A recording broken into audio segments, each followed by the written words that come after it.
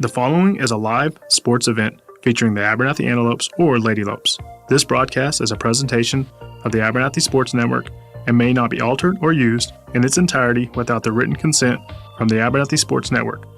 Today's broadcast is made possible by the fine supporters: MC Master Roofing and Construction, South Plains Auto Ranch, Clark Riley Insurance, April Funeral Home and Flower Shop, First Baptist Church, JC's Refrigeration, Storm Guard, Plains Land Bank, Nutrient Ag Solutions, the Junkin Farmers Market, MZJ Variety Shop, Shallowater, Rooted Revival Hair Salon, Chance Rocha, Edward Jones Financial Advisor, Code 3 Soda Shop and Meat Market, Lasso Electric, Web Vision Center, Hill Vet, WTX Diesel, West Texas Brick and Stone, Rural Roots Medical Clinic, the Farmers Cooperative Compress, First State Bank, DB Media, Ty Horsford Realtor. Again, thank you for tuning in tonight's live sports event. It will begin shortly.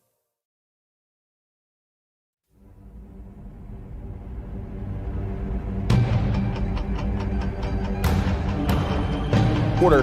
There's an empty backfield looking to throw. Wiley swings it out over to the far side. Lots of room. 10-5 touchdown. Coming up. There's the snap. Another handoff underneath. And the first one there behind the line of scrimmage is number 50, Dyson Garcia.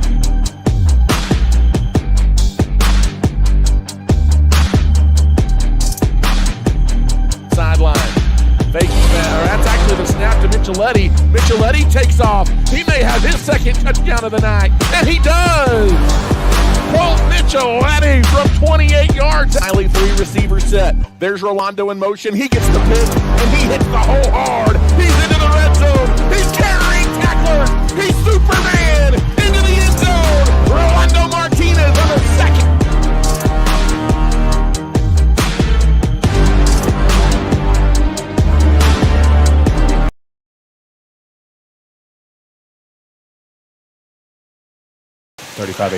And good evening, Abernathy, Texas, and good evening, fans of the Abernathy Antelopes and Lady Lopes. Abernathy has hit the road north, sort of to the Panhandle, I guess you could say, as we are in Hereford, Texas tonight at Whiteface Stadium as the Abernathy Antelopes embark on the 2025 postseason. Good evening, and thank you for joining us. Voice of the Antelopes, Ty Horsford, alongside my right-hand man, except he's on my left tonight, Chance Rocha, as we are high atop Whiteface Stadium tonight in Hereford, as it's a tall task that awaits the Abernathy Antelopes here in the bi-district round of the Class 2A Division I playoffs, as it is the fourth-ranked and undefeated West Texas High Comanches for the second straight year in the bi-district round of the playoffs, Chance, for the Abernathy Antelopes. Yeah, you're going the second straight year, Ty, but it is a different kind of circumstance here. You were the 2 ranked, and they were the 3 seed last year, and it's kind of been a flip of the script. You sneak in as a 4 seed, they come in as the undefeated favorite, and the 1 seed having the big win already over Panhandle this season, and so they're looking to kind of have lightning in a bottle season and keep things going here, and Abernathy's looking to come in and get the upset and kind of get their playoff run started, and but it's going to be a tall task going up against Cade Winters and the West Texas Comanches. By most prognosticators, a 2.5 to 3 touchdown favorite tonight are the West Texas High Comanches. That may be generous to an extent, just the way the tale of the tape has gone for these two teams this season. But tonight, Abernathy looks to bid an upset on the road in Hereford tonight against the 4th-ranked and undefeated West Texas High Comanches. The Antelopes, you mentioned it, Chance, come in as the number 4 seed out of District 1-2A, while the West Texas High Comanches, the top seed in District 2, and their most impressive win by far, a 50-49 win over the Panhandle Panthers. And Chance, Panhandle, a team that a lot of people have picked to play for or win a state championship. And Chance, it was quite a show that West Texas High quarterback Cade Winters put on against the Panhandle Panthers just a few weeks ago. Yeah, it definitely was a show, Ty, and it wasn't, they went out there and blew them out. It was a back-and-forth game, and West Texas and Cade Winters were able to score with just about 2 minutes left in that ball game.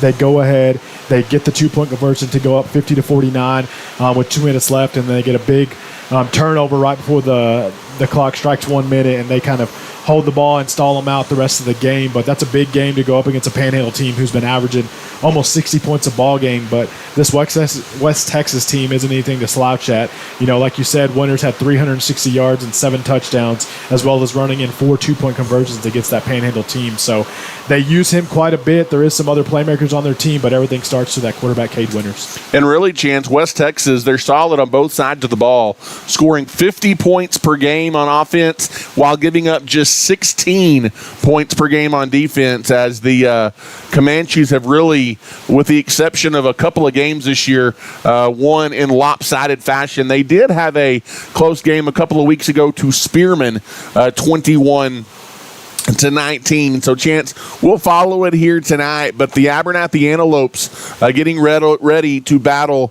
the West Texas High Comanches here tonight. One thing to monitor, things have looked a little bit different for West Texas since that Panhandle ball game. Their quarterback, Cade Winters, broke a thumb in that game against Panhandle, and so maybe a little bit different of a look or a little bit different of an offense the last 2 or 3 weeks, but you would expect that thumb to be getting healthier and healthier for Cade Winter. He's been playing through it and still playing pretty well. But for sure for WT, Chance, everything runs through their quarterback.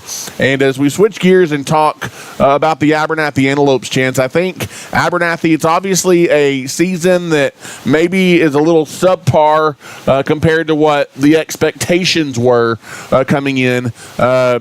It goes without saying, you've had all the injuries. At one time or another, you have been down 8 starters due to injury. That has really put you behind the 8 ball. Chance, you felt like you might have gained some momentum a couple of weeks ago. You hang a 70 piece on Olton. You play really, really well.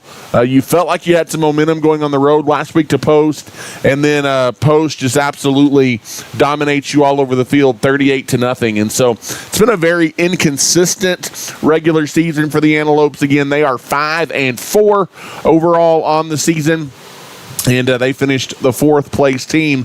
But, Chance, when you look at it, obviously we expect junior quarterback Jagger Wiley to get the start tonight, his second game back from injury. But I think for Abernathy to be successful, Chance, you're going to have a big day from Caden Bird. He's kind of turned into your biggest playmaker on offense. And to Post's credit, they did a pretty good job on him defensively last week. They were strong enough defensively to kind of shut him down, holding him to just 63 yards rushing and no touchdowns. So I think for Abernathy to be successful tonight, they're going to have a strong performance on the ground from him, and then some hard running too from your traditional running back, Malachi Walters. Yeah, I think, like you said, you're going to have to try to maybe not control the line of scrimmage, but you get yourself enough push up front where you can get Malachi started, kind of set the tone there, give Jagger some time, and then you're going to have to get Bird in the game, get some opportunities for some big plays, and give him the opportunity to fly tie, because we know if you give him a crease, he can make some big things happen. And so I think that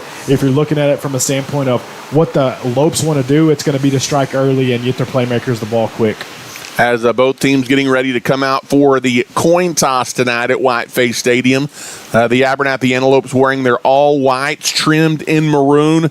The designated visiting team here tonight at the Whiteface Stadium in Hereford, and a red top, white bottom look for the West Texas High Comanches, as they, again, looking for their 11th win of the season. Chance, I think you mentioned it earlier, 4th all-time meeting between these two. They haven't met a lot.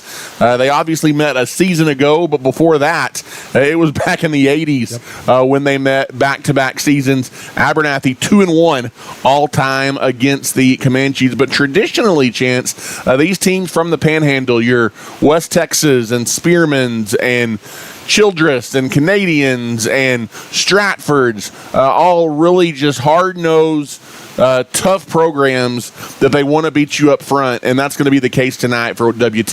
Yeah, it definitely is, Ty.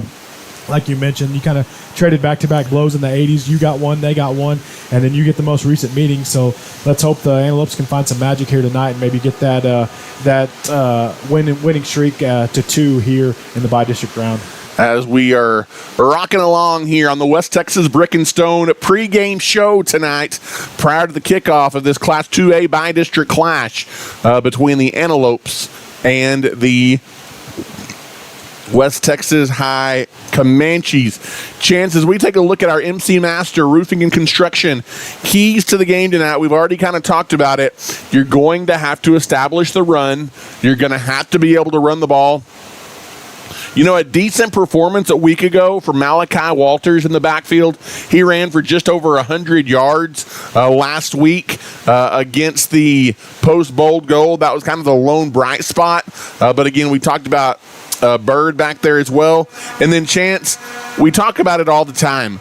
Effort. Abernathy's got to be the tougher team tonight. They've got to kind of play above what they have at any point this season if they've got a chance to pull the upset tonight. Yeah, well, you got to play like your hair's on fire, Ty, and, you know, be physical, be tough. And give max effort no matter what the down distance or the circumstance is, Ty. So that's going to be a big thing. You're going to have to play mistake-free football. You had 4 turnovers last week against a tough post team. This is going to be a WT team that's probably going to come out here and try to take the ball away. And so that's one thing you're going to want to minimize. And then we talked about it earlier, kind of contain winners. He's going to get his, but as long as you can eliminate the big play from him and from West Texas, I think you stand a chance here. As both teams have come out onto the field, Abernathy just making their way out the mighty maroon tunnel, and we're about to have the national anthem, although we're not going to be able to bring you anything from the outside tonight, as we are in an enclosed space here high above the West Texas High crowd on the home side of Whiteface Stadium tonight here in Hereford, Texas. Earlier start than normal, 6 p.m. Fans still filing in here tonight. Chance, there is a big contingent of West Texas fans here down below us, and maybe not quite as big across the way, but still filing in on the Abernathy side as well, Chance. But lots to be excited about for West Texas and in that community. I don't care who you are. Anytime you can go through a regular season at 10-0 and be a top 5 team in the state, that's a special season. Yeah, it definitely is a special season for them. And, you know, credit the Lopes. You're coming out here trying to upset it, and it's going to be a tough task, but I think that, you know, you're up to the challenge, and we've already seen kind of possibly one upset brewing with the 3 seed, and Spearman kind of about to take down the New Deal Lions. They're in the third quarter there, but Spearman's already leading them.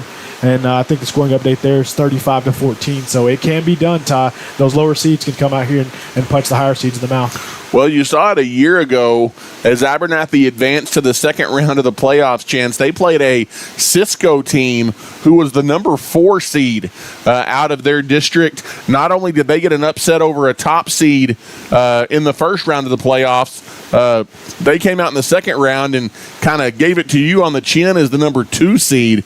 And so matchups matter. And so the Antelopes, that's why they lace them up and play football, and that's what they're going to do here at Whiteface Stadium. Chance, Abernathy should feel at home. Lots of maroon and white around here tonight in the Whiteface Stadium as they don the same colors as the Hereford Whitefaces, and so maybe it'll feel like home, and the Antelopes will play like it's at home in the friendly confines of Antelope Stadium in Abernathy, Texas. But just about ready for the opening kickoff tonight. This has been the West Texas Brick and Stone pregame show here prior to the tip-off. Number 4, West Texas, and your Abernathy Antelopes. Chance, you win, you continue, you lose. Basketball season starts on Monday, and that's kind of what's at stake here this evening. Yep, time. Like I said, you want to keep playing. It's win or go home, and you'll start with the ball in the offense. So let's see if we can start off hot as we're going to receive the opening kickoff. Our normal guy behind the lens, Travis Wickenden, not able to make the trip tonight due to work. And so, Travis, if you're listening tonight or watching us, we miss you and would love to get you back next week and be talking about an area around a playoff game. But Abernathy will receive to begin this ball game. They're going to head left to right here on the Abernathy Sports Network. And a couple of guys back deep around the 10-yard line to run this one back. It's the First State Bank opening kickoff, and this by-district game is underway. It's taken on a hop from the 15-yard line, coming back towards the middle of the field. There's a little bit of a crease out across the 35-yard line. A good run back for the Antelopes to get things started. Yeah, decent run right there to get the Antelope started, Ty, and it all starts right here. You kind of want to strike first when you start on offense, and definitely don't want to 3 and out. You want to move the ball, but let's see if we can put some points on the board in our first drive. As Abernathy will start, left hash mark, ball going to be at the Antelope 39-yard line. As the boys in white take the field. In the gun, that's where Abernathy's going to take most all of their snaps. There it is, and it's actually a direct snap. It goes to Caden Bird, who hands the ball off, swings it to the near side in open space, down the sideline, lots of room as the pass is complete. Number 9. As number 9 for the Abernathy Antelopes, as a kid that started the year on JV, that is Jose Hernandez, Chance. And so a direct snap goes to Caden Bird, and then he pitches it, and kind of a little bit of trickery to start it, and a big play for the Antelopes. It's a First Baptist Church Antelope first down. Yeah, I like the trickery to start the game right there. Bird has kind of been the key when he puts in the backfield. He runs it a lot, but I like them kind of doing the flea flicker pitch there to Wiley to get that pass to Hernandez and get a big chunk gain on first down. From the 24-yard line, there's the snap. Cutter Johnson takes the snap at quarterback. He tosses it out to the left, and turning it up is Malachi Walters. He's going to have another first down as it goes into the South Plains Auto Ranch red zone down inside the 15-yard line. And Chance Abernathy knocking on the door, just 2 offensive plays into the ball game tonight. Yeah, it's a heck of a job right there to get this thing started, Ty. And kind of, like I said, you want to strike early. You want to put the pressure on the Comanches. As less than a minute gone by here in the opening quarter, Abernathy trying to strike first again. Johnson in at quarterback right now for the Antelopes.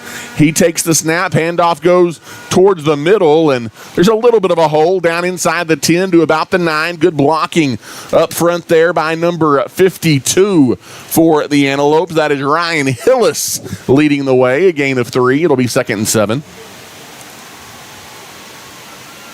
So, Chance, we assumed that Jagger would get the start at quarterback, and right now Cutter Johnson leading the charge here for the Antelopes. Again, Jagger's been dealing with that looks like Bird's injured shoulder, but now Bird is in the gun to take the snap. He fakes the handoff to Walters. He follows his blockers down near the 5-yard line on 2nd down, and Chance, it'll be a key 3rd down coming up here for the Antelopes. Bird picks up about 4. It'll be 3rd down and 5. Yeah, and this is definitely going to be 2-down territory, Ty, especially early in the game against a West Texas team that puts a lot of points on the board. You definitely want to get in the end zone. Probably 2-down territory from the Comanche 6-yard line. Abernathy, via the big play, has gotten it down inside the 10. Bird's in there still at quarterback. Yep, Bird's going to take the snap. 3 receivers over to the far side. And Bird takes off around the left side, stretches towards the goal line. They are going to mark him just short at about the 1-yard line. Still a good hard run, and you get the first down still. And it is a First Baptist Church first down. Abernathy quickly to the line. They want to get the snap away quickly. It is Caden Bird again pushing for the pylon, and a host of red jerseys there to push him back. Yeah, he's not going to get it. They're going to get him for no gain right there on that one, Ty. They may even say he lost a yard. That's a good job by West Texas coming up and being able to be ready for that quick snap. I like the idea there from the Lopes trying to strike and catch him off guard, and that was a good job by the defense from West Texas. It is 2nd down and goal from the 1. For sure. Oh, you've got 3 opportunities to get it into the end zone here. Looks like Cutter Johnson's back in there at quarterback. Cutter looks out to his right, now left. One receiver to both sides. He fakes the handoff, bootleg near side, throw to the end zone, and way over the top of a wide open receiver. Jagger Wiley, I think that's who it is. I think Jagger Wiley was in the slot. And so a little bit of a different look offensively for the Antelopes tonight is trying to be creative here to begin things in the postseason. And Chance Wiley was open there, and Cutter just a little too tall on the pass. Yeah, and I think it was kind of a little bit of adrenaline there, your first pass attempt that you have, and a little too hot and over Wiley's head. Third down. It's a big one.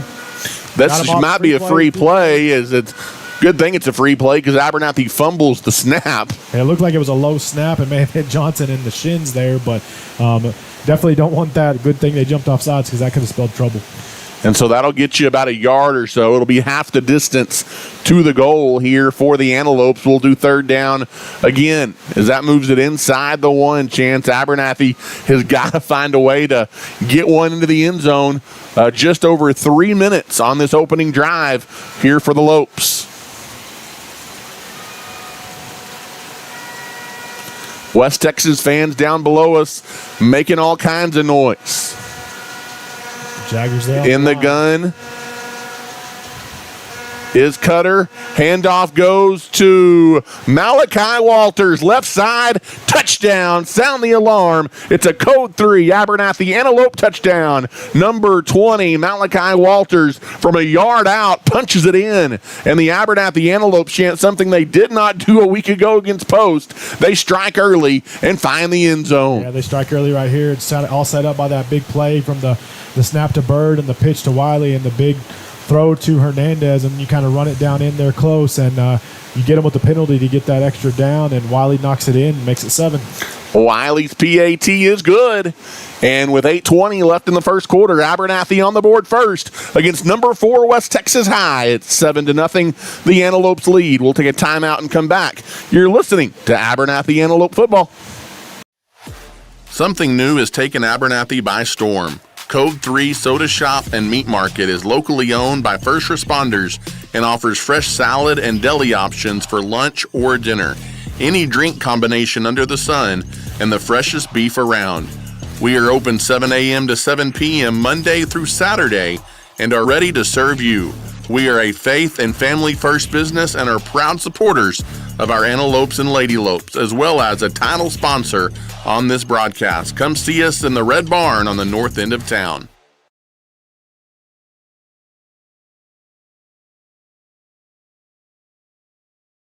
And welcome back here inside Whiteface Stadium tonight in Hereford, Texas. Ty Horsford, Chance Rocha back with you.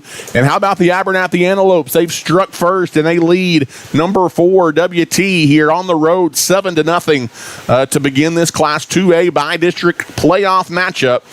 Chance, one thing we did not even mention in the pregame show, the winner of this one does advance to take on the Holly Bearcats in the area round of the playoffs. And now we've got a First State Bank Antelope kickoff here, left to right from the 40-yard line. End over end line drive kick by Harkey, returnable, but it is actually fair caught on the right side of the field, right at the 20-yard line. And so it'll be first down and 10 to go for WT from there. Again, Chance, it'll be a WT offense that comes in averaging 50 points per contest, and it all goes through their quarterback, Cade Winters. Yeah, I'm just going to go through number 5, and it's the same thing you saw last year, Ty. He was their quarterback then, and but this is a different team.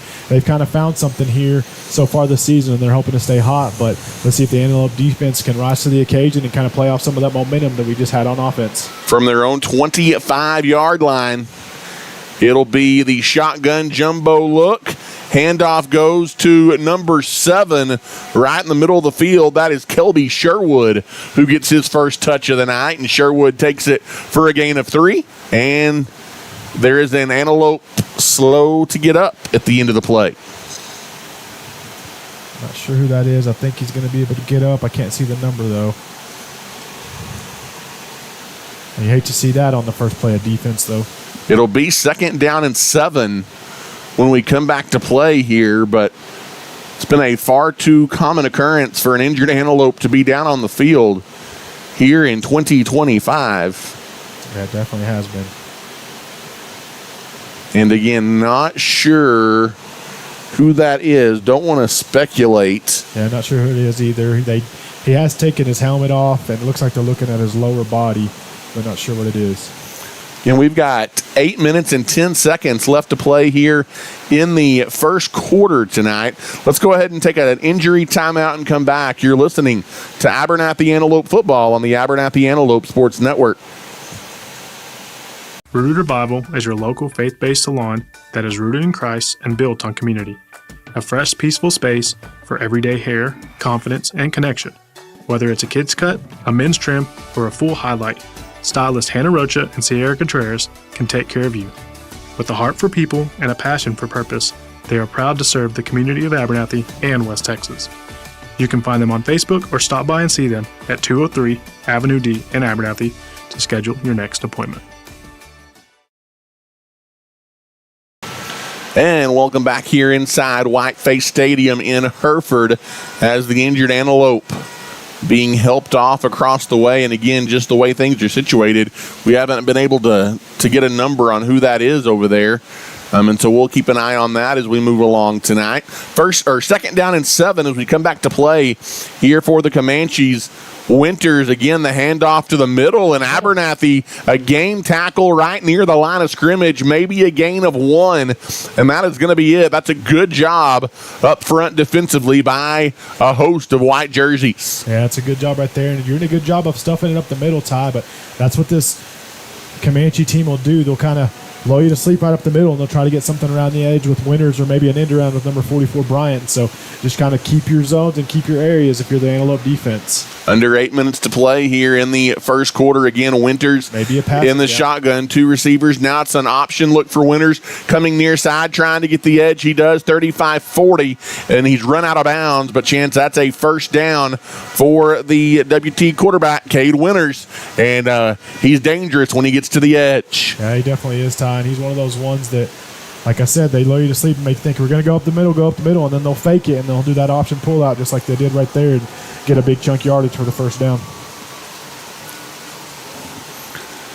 Under 7.5 to go. Winters in the shotgun. First down and 10 for West Texas. There's the snap now. He's looking to throw for the first time. He's being pressured, throws off of his back foot, but has a wide open receiver down over the middle of the field. It is caught in Abernathy territory all the way down to the 35-yard line.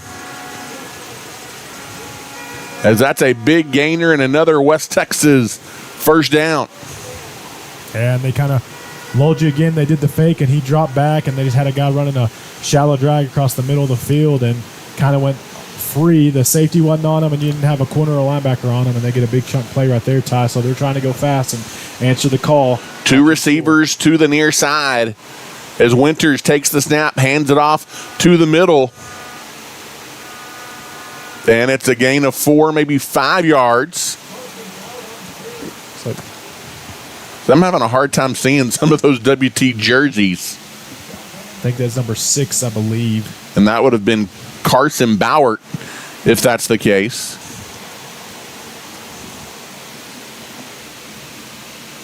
It is a gain of 4. It'll be second down and 6 here for West Texas. We're a long ways from the playing surface here tonight, high atop Hereford Whiteface Stadium. And there is a quarterback keeper this time by Winters. He just follows his blockers to the right side of the line, and he pushes inside the 30 down to about the 27-yard line. And it'll be third down and a long 3, maybe a short 4 coming up here. A big third down play, but it's probably 2-down territory for West Texas. Yeah, you would anticipate it being 2-down territory, Ty. Their kicking game isn't super strong, as you could see when they were going for 2-point conversions against Panhandle earlier in the year, but they have the type of offense that they have the ability to get those short yardage plays unless you can stuff them up front. There's the snap to Winters. Handoff up the middle, and there's a punch right near the line of scrimmage, and then the back able to push forward for a couple of yards. He is short of the first down by about a yard, Chance. It'll be fourth down coming up here for West Texas. A big opportunity for the Antelope defense coming out here on this first offensive drive of the game for the Comanches. Yeah, and watch for Winters right here, Ty, most likely, but don't be afraid that they may fake the dive and try to get him around the edge and try to catch you sleeping and maybe not just get the first down, but get the touchdown. So watch and see what West Texas will do here, but you got to try to stop that first down at first. As there's the snap, he'll take it up the middle, and it is a first down.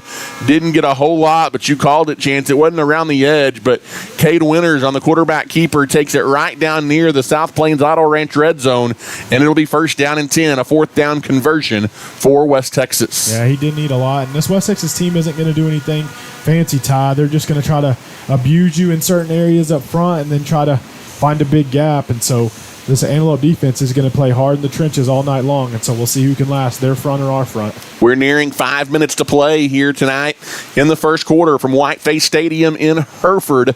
Glad to have you with us. There's the snap in the gun. Winters rolling right, being chased off his back foot, jump ball to the end zone. Incomplete. And incomplete. That was going to be a heck of a grab if he comes down with that. I think he got two fingertips on it, but the receiver not able to hang on. Pretty good zone coverage there down the field for the Antelope defense, and it will be second down. Yeah, and that was a good job right there. I think Winters could feel the pressure coming here off his blind side from Braylon Stafford from the Antelopes, and he kind of probably had to throw it away a little bit quicker and on the run, but he had a guy behind the defense just wasn't able to connect with them. It'll be second down and 10. Again, Winters in the gun. Two receivers to the far side, one to the near side. There's the snap. And it is going to be a delayed handoff, and Abernathy not fooled. That's going to be a storm guard tackle for loss back behind the line of scrimmage. As the pursuit there, I believe, for Abernathy might have been led by Ryan Hillis and J.J. Gonzalez. A big push there for the Antelope defense. Yeah, it's a good job up front, trying to watch him kind of do that delayed handoff and see if Winters is going to pull it and try to pass or run it himself, and you stop it. So this is a big play right here, Ty. You got him at basically 3rd and 10 still, and so, like you said, probably two-down territory, but it's definitely a lot harder to convert on 4th and 7 or 4th and 8 versus having a 4th and 2. Nearing 4 minutes to play. Winters going to keep it to the near side. He tries to dance around. Abernathy does a pretty good job, Chance, of staying home, but then Winters able to push through a couple of defenders and get close to the first down. He's 1.5 yards short at about the 13-yard line. It's a gain of 8, Chance. It didn't look like there was much there for Winters, but he runs hard, and it's going to be another 4th and short here for West Texas. Yeah, he's just able to sneak outside to the edge right there, Ty. He had about 4 yards before an Antelope was close to him, and he's able to pick up another 4 after he was hit there, and so it puts him in a 4th and manageable right here at 4th and 2. Inside of 4 minutes to play here in the opening quarter. Snap to Winters. Handoff goes up the middle and right near the sticks. I think it's going to be a first down run. Kelby Sherwood got the handoff, and by about 1 yard, Chance, he picks up the first down for West Texas. They just got the push up front that they needed, and it's first down and 10, as it's actually first down and goal, rather, inside the 10 at the 9. Again, Ty, nothing fancy. Just kind of running the ball right down the middle. Switching guys out between Sherwood, Winters, and number 6. I don't know how to say that last name, but that guy too. We're going with Carson Bowert. As another handoff to Sherwood, this time Chance untouched. Kelby Sherwood into the end zone from 9 yards out. An equalizing touchdown for number 4, WT, and they are on the board for the first time tonight. Yeah, it took them a little bit more time to get some points on the board, a few more plays there, Ty, because they didn't have the big play, but let's see if they can knock it in and tie the game here at 7. As the PAT by your buddy Bowert. Hold is good, kick is up, and the kick is good. 3:07 left to play here in the first quarter tonight from Hereford. Abernathy 7, West Texas High 7. You're listening to Abernathy Antelope playoff football tonight on the Abernathy Antelope Sports Network. When it comes to insuring your home, car, farm, or anything in between, you want a friendly face that you can trust, and you'll find that at Clark Riley Insurance in Abernathy. They offer a variety of insurance options, no matter how big or small, and they'll treat you like family throughout the process. They've been in the business for many years and have the expertise to get you the insurance you need at an affordable price. Give them a call today at 298-2591. Clark Riley Insurance is a proud supporter of the Lady Lopes and Antelopes. As we welcome you back here to Whiteface Stadium tonight in Hereford, Horsford, Chance Rocha back with you. Each team one drive and one score. We're tied at 7 as we have another First State Bank kickoff here upcoming for the West Texas High Comanches. And they kind of answered the bell there. They did have one long pass play that kind of set things up, but you had an opportunity to stop them on some 3rd and longs and some 4th and shorts, but weren't able to come up with a stop on defense. End over end kick, line drive right down the middle of the field, scooped up on a bounce at the 17-yard line, running it back down the far sideline. A little bit better coverage this time than the first one by West Texas. And it'll be 1st down and 10 for the Antelopes. They'll take over from about their own 30. I tell you what, Ty, being up here in the booth, I enjoy it. It's kind of climate controlled, but I do like hearing that fan noise and being outside a little bit, at least being able to hear it. Can't even open the windows here. So now I can hear you breathe, Chance. Exactly. All right, Antelopes, we're going to have to strike right here again, put some more points on the board. 1st down and 10. Abernathy will start this drive from the left hash mark. 1st down and 10 from their own 30. Antelope 7, West Texas High 7. Under 3 minutes to play in this first quarter. Trips to the near side. In the shotgun, toss coming to the near side. Trying to get the edge as Walters. This is going to come back. It's not going to be much there anyway. But a flag from the backfield, likely holding. And that was a pretty good job, Chance, by number 9, Cooper Hernandez, to stretch defensively for West Texas High. Yep, you're going to get a hold there on the Lopes, so it's not going to matter. So you're going to put you in first. And we talk about it. We talk about what those holding and false start penalties can do. They change the outlook of drives in a hurry. Well, outlook of drives, change the playbook, and put you in a 1st and 20 right here, Ty, where there's a possibility you may have to throw the ball on 1st down versus being able to get a chunk 4 or 5 yards on a run play. And so it really puts you in a situation where you kind of have to manage the calls that you make as a coach over there to try to put us in the best position to convert. 3 receivers to the near side. As Cutter Johnson back there to take the snap. He does. He's going to keep it, fakes the handoff, keeps it up the middle, keeps his feet out across the 30 to the 35. He takes a pretty good shot just shy of the 35-yard line. And it's going to be a gain of about 14 for Cutter, and that'll set up a 2nd down and manageable. 2nd down and 6. That's a big play on 1st down. Yeah, it's a big play right there from the freshman. It's not easy going up there and running the ball, and especially when you haven't done it a ton this season, but that's a good call right there by Blasquez, trying to call their bluff, not expecting us to run the quarterback on 1st and 20, and it's a good call. Put you in a 2nd and manageable right here. Johnson and the QB to his left is Walters. Kind of an option look that way, but cutting it up is Cutter, and he is going to be contained a lot more so this second time he does it, and he's shy of a 1st down by about 2 yards. A gain of 3, and it'll be 3rd and a long 2 here for the Antelopes. That may have been Bird. Yeah, I think that was it Bird? I don't think he has a sleeve on tonight, Ty, but I think that was Bird. That's 100% what I was looking for was the sleeve. I was thinking, man, Cutter got a lot faster on that last one, but I think that was Bird on that last run. 3 receivers to the near side. There was movement up front. They didn't call it. Bad snap. Bad snap, busted play. Abernathy trying to make something out of nothing, and somehow they're going to manage a First Baptist Church 1st down. Scramble there by Cutter Johnson, and he takes it out across the 40 to the 42. Abernathy very fortunate right there. Yeah, every time that's happened, Ty, you can tell that the center is wanting to snap the ball when they jump off, and it just hasn't been a good snap. It's been very low, and it's hit Johnson in the leg both times, but that's a good job right there of him picking it up and kind of being aware that he's got to take off running because there wasn't a flag thrown on that last one. Go inside of a minute to play here. Abernathy holding their own tonight against number 4 West Texas. Be 1st down and 10 from the 42-yard line on their own side. In the shotgun, there's the snap. It is Cutter Johnson, fires it near side, and it is caught as right here across midfield into West Texas territory. It's Dre Minfield, his first grab of the night. And it'll be another First Baptist Church Antelope 1st down. That's a gain of about 12 right there on 1st down. It's a good pitch and throw, good high percentage. definitely a lot calmer right there on that throw than he was on the one in the end zone to Wiley earlier. That stops the clock with 31 seconds to play here in the first quarter.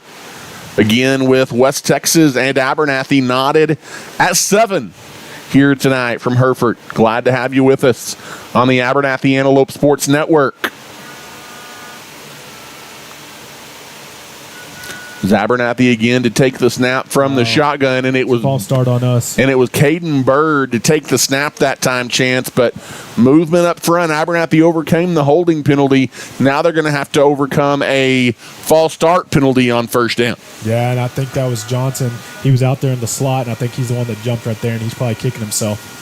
As it looked like it was probably going to be I don't even know if you call that a quarterback keeper, but a keeper by Caden Bird, who was going to take the direct snap that time. 30 seconds left here in the first quarter. Each team with an offensive possession and touchdown. Abernathy now has it for the second time tonight. Looks like the same personnel on the field. There's a handoff to Walters. And Walters pushes forward, trying to make it to midfield. Doesn't quite do so. A couple of yards, maybe 3 on the carry by Malachi Chance. And I think that might be the last snap of tonight's first quarter. Abernathy doesn't have to snap it.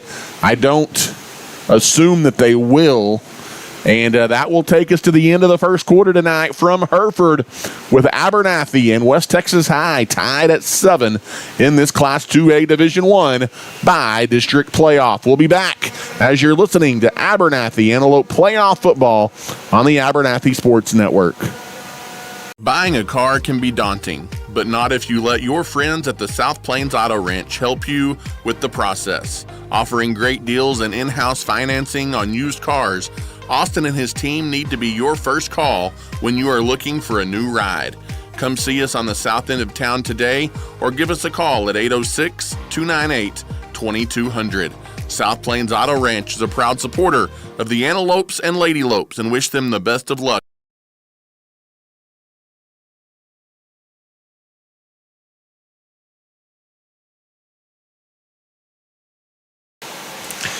And welcome back here to Whiteface Stadium in Hereford. Voice of the Antelopes, Ty Horsford and Chance Rocha back with you. West Texas High and the Abernathy Antelopes tied at 7 as we head to the second quarter tonight. If you are just joining us, again, Cutter Johnson getting the start at quarterback tonight. Still using Jagger Wiley. He does have a completed pass on a trick play on the first play from scrimmage. But Abernathy kind of mixing it up a little bit and trying to keep West Texas off guard. Yeah, trying to keep them on their toes, Ty. Possibly just looking to see, hey, how can we get as many playmakers as possible on the field and keep them guessing? And so I trust the coaches, and it looks like the players have bought in, and let's see if we can keep it going here. 2nd and 13 as the snap goes to Johnson.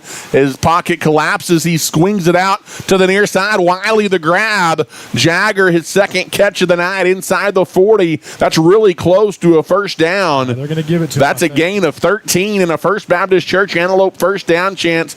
Don't know how often in his career in high school Jagger Wiley's played receiver, but he's lining up in that slot, and he's got 2 grabs, and that's a First Baptist Church Antelope first down. Good awareness there by Cutter Johnson to get rid of it over the middle to Jagger.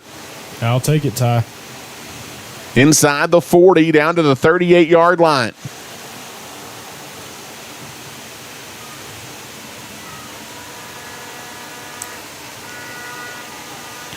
In the shotgun is Cutter. Takes the snap, hands it off. There's a big hole up the middle for Malachi Walters. He almost busted it, Chance, inside the 35, down to the 31-yard line on first down, a gain of 7, and it'll be 2nd and 3. That's a good hard run right there by Walters. Ty kind of went off to the right side and found a little cutback and broke one tackle, and they got caught up right there just before he picked up the first down.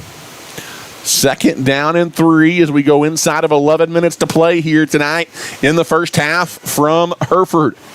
I like the momentum, Ty, and I like the continuity that this Lope offense is playing with. There's the snap. Cutter to throw. Flag comes in. He scrambles, throws one up towards the end zone, and it is incomplete. Intended back there for Minfield. It was triple covered, but we'll check the penalty flag here. Yeah, I'm not sure if it's going to be a hold again on the Lopes. Oh, they're calling a false start. False start against Abernathy. They just didn't blow the play dead. And Chance, one of your MC Master Roofing and Construction keys to the game, don't beat yourself. That is the third penalty this drive on the Abernathy Antelope. They've overcome the first two, but you can't keep doing that. Yeah, you can't keep doing that for sure, Ty. And it puts you in a situation where you were going to be in a second or possibly a third and short. Now you're at second and long here. 10:31 left to play in the first half of the ball game. Abernathy and WT tied at 7 from the 36-yard line. Looks like Bird back there. And Bird to take the snap alongside Malachi, but not before. We've got a timeout on the field taken by the Abernathy Antelopes. That gives us a chance to catch our breath a little bit, Chance, and say thank you to some of our sponsors tonight. The Junkin Farmers Market, MZJ Variety Shop in Shallowater, Hill Vet, WTX Diesel, Rural Roots Medical Clinic, and the Farmers Cooperative Compress of Plainview, all proud supporters of the Abernathy Antelopes and Lady Lopes and help make playoff ball games like this possible, Chance. And our sponsors make it easy. Sometimes the UIL makes it difficult, but we are here and glad to be able to bring this one to you tonight from Hereford, Texas. Yeah, happy to bring it to you, Ty. Some scoring updates. Fourth quarter is about to come to a close, and Spearman is going to pull off the somewhat of an upset over New Deal. They're going to win 42-21. Another scoring update may surprise some of you. Post is up in the second quarter, 18-13 on Panhandle. 10:31 left to play here in the first half.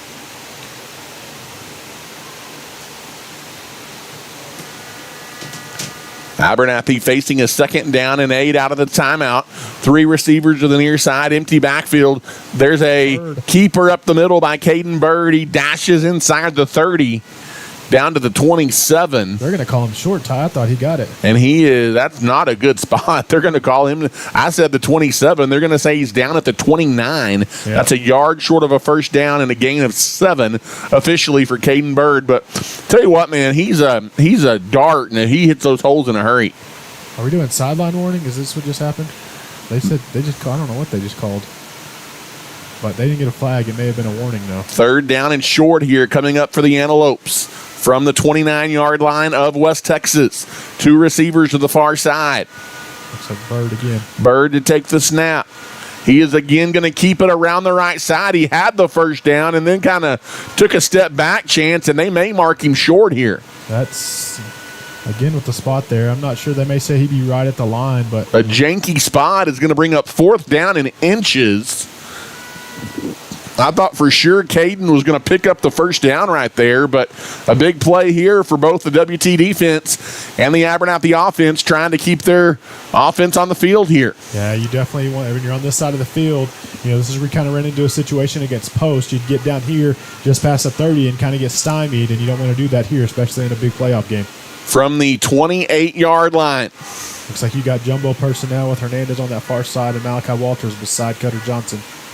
Johnson to take the snap. He's going to throw on 4th and short. A quick out over there to Bird. Chance, if he's not running it, he's catching passes. And that is a First Baptist Church Antelope first down. Again, a high percentage throw for Cutter. Good hands over there on the far side on the Antelope sideline by Caden Bird. Yeah, it's a heck of a pitch and a catch. And it was a quick out. He just kind of ran a little 5-yard out. And Johnson hit him right when he came out of his break. And he catches and goes out of bounds. But he converts on that tough 4th down. First down and 10. Under 9 minutes to play here in the first half, tied at 7.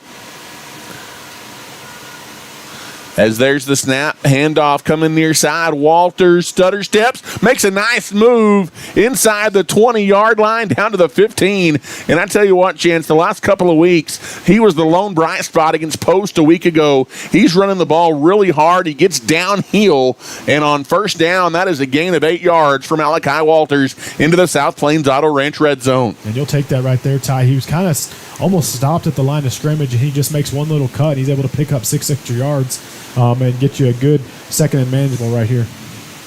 The Abernathy Chance. Well, another thing I like about this drive, they're milking the clock and kind of controlling the pace right now. They're kind of doing what West Texas did on their opening drive of the game. For sure. I was talking earlier today to a cousin of mine. We were talking about how clock management is something that's overlooked in high school football, but it definitely makes a difference in big games. Cutter Johnson tosses it out to Bird. Bird tries to get the edge, and that's a good open field tackle over there inside the 15-yard line by a red jersey, Chance, because Bird's not easy to bring down in space. He's not easy to bring down, Ty, but guess what?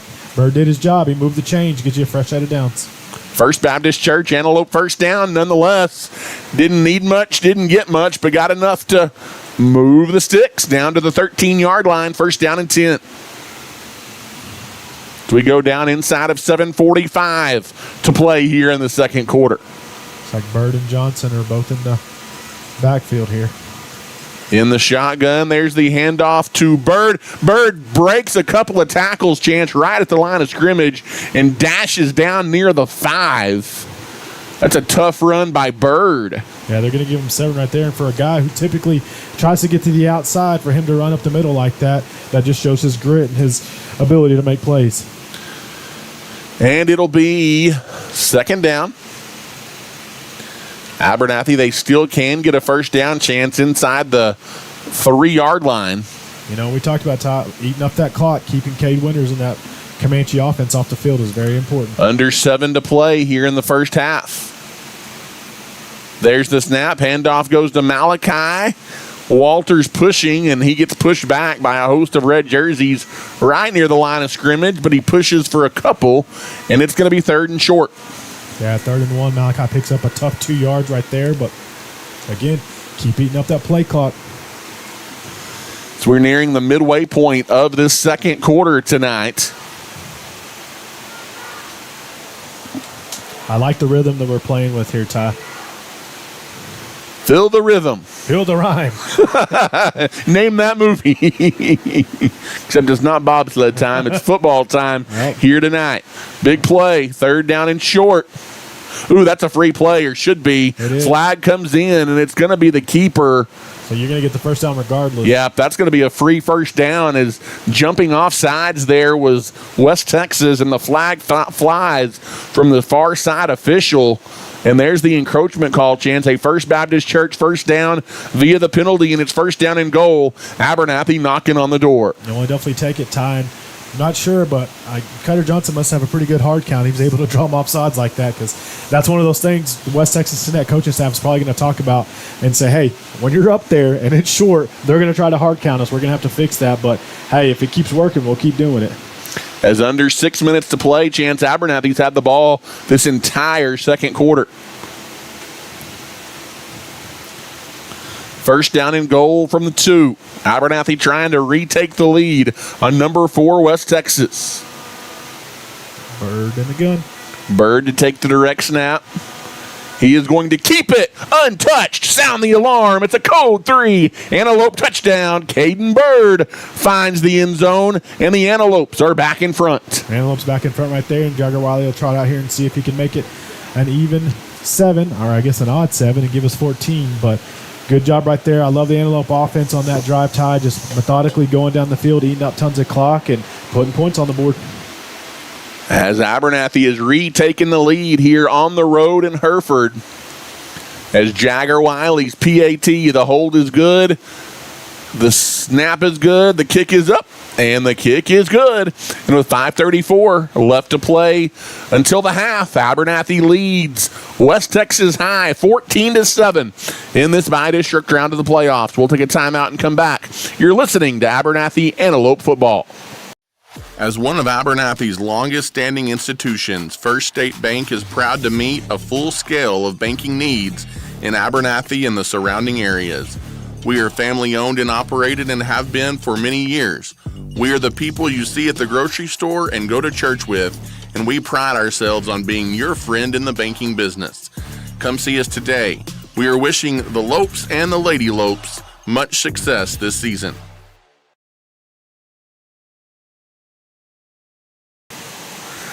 Chance, welcome back. About a probably give or take 8-minute scoring drive there for the Antelopes. And with 5:34 left to play until the half. Don't look now, but Abernathy leads West Texas 14-7 tonight from Hereford. And we talked about it, Ty. Rankings come in, undefeated seasons come in, but that's why you line up and play them on Friday nights, because you never know. As it'll be another First State Bank kickoff upcoming here for the Abernathy Antelopes as Harkey to put his right foot into it, end over end kick.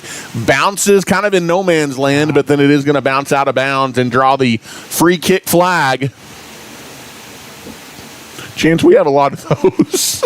We do. And it'll be with 5:34 left to play in the first half. Pretty good starting field position here for West Texas. Yeah, it definitely will be tied. Some scoring updates. That score did go final. Spearman beats Newdale 42-21. Panhandle has jumped in front of Post. It is 20-18 with 8 minutes to go in the second quarter of that ball game.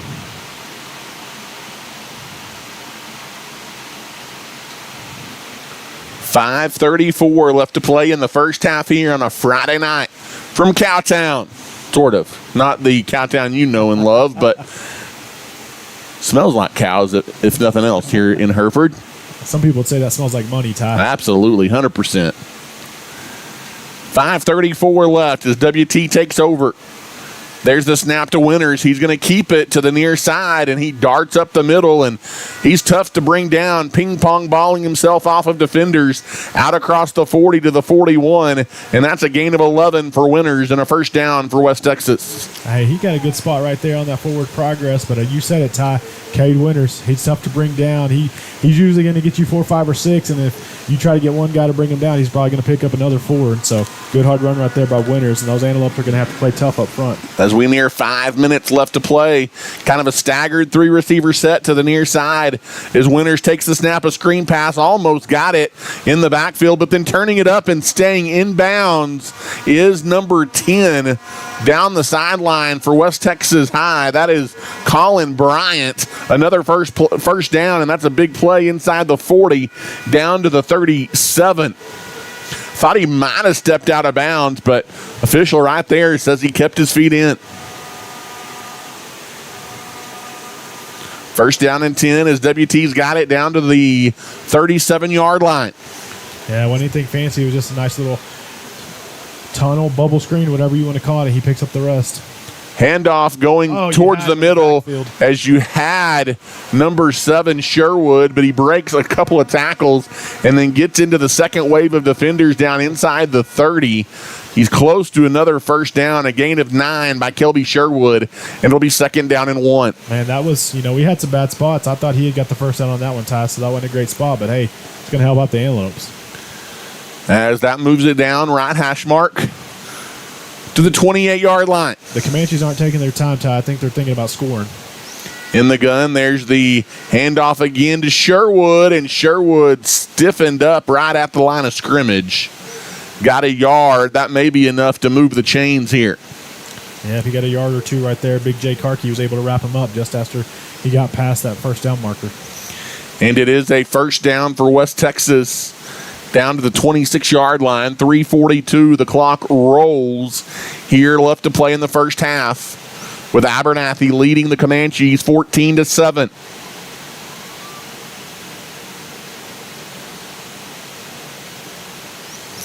In the shotgun again is Winters. He takes the snap. This is a Winters keep all the way. Spins free right at the line of scrimmage and then holding on for dear life, wrapping him up.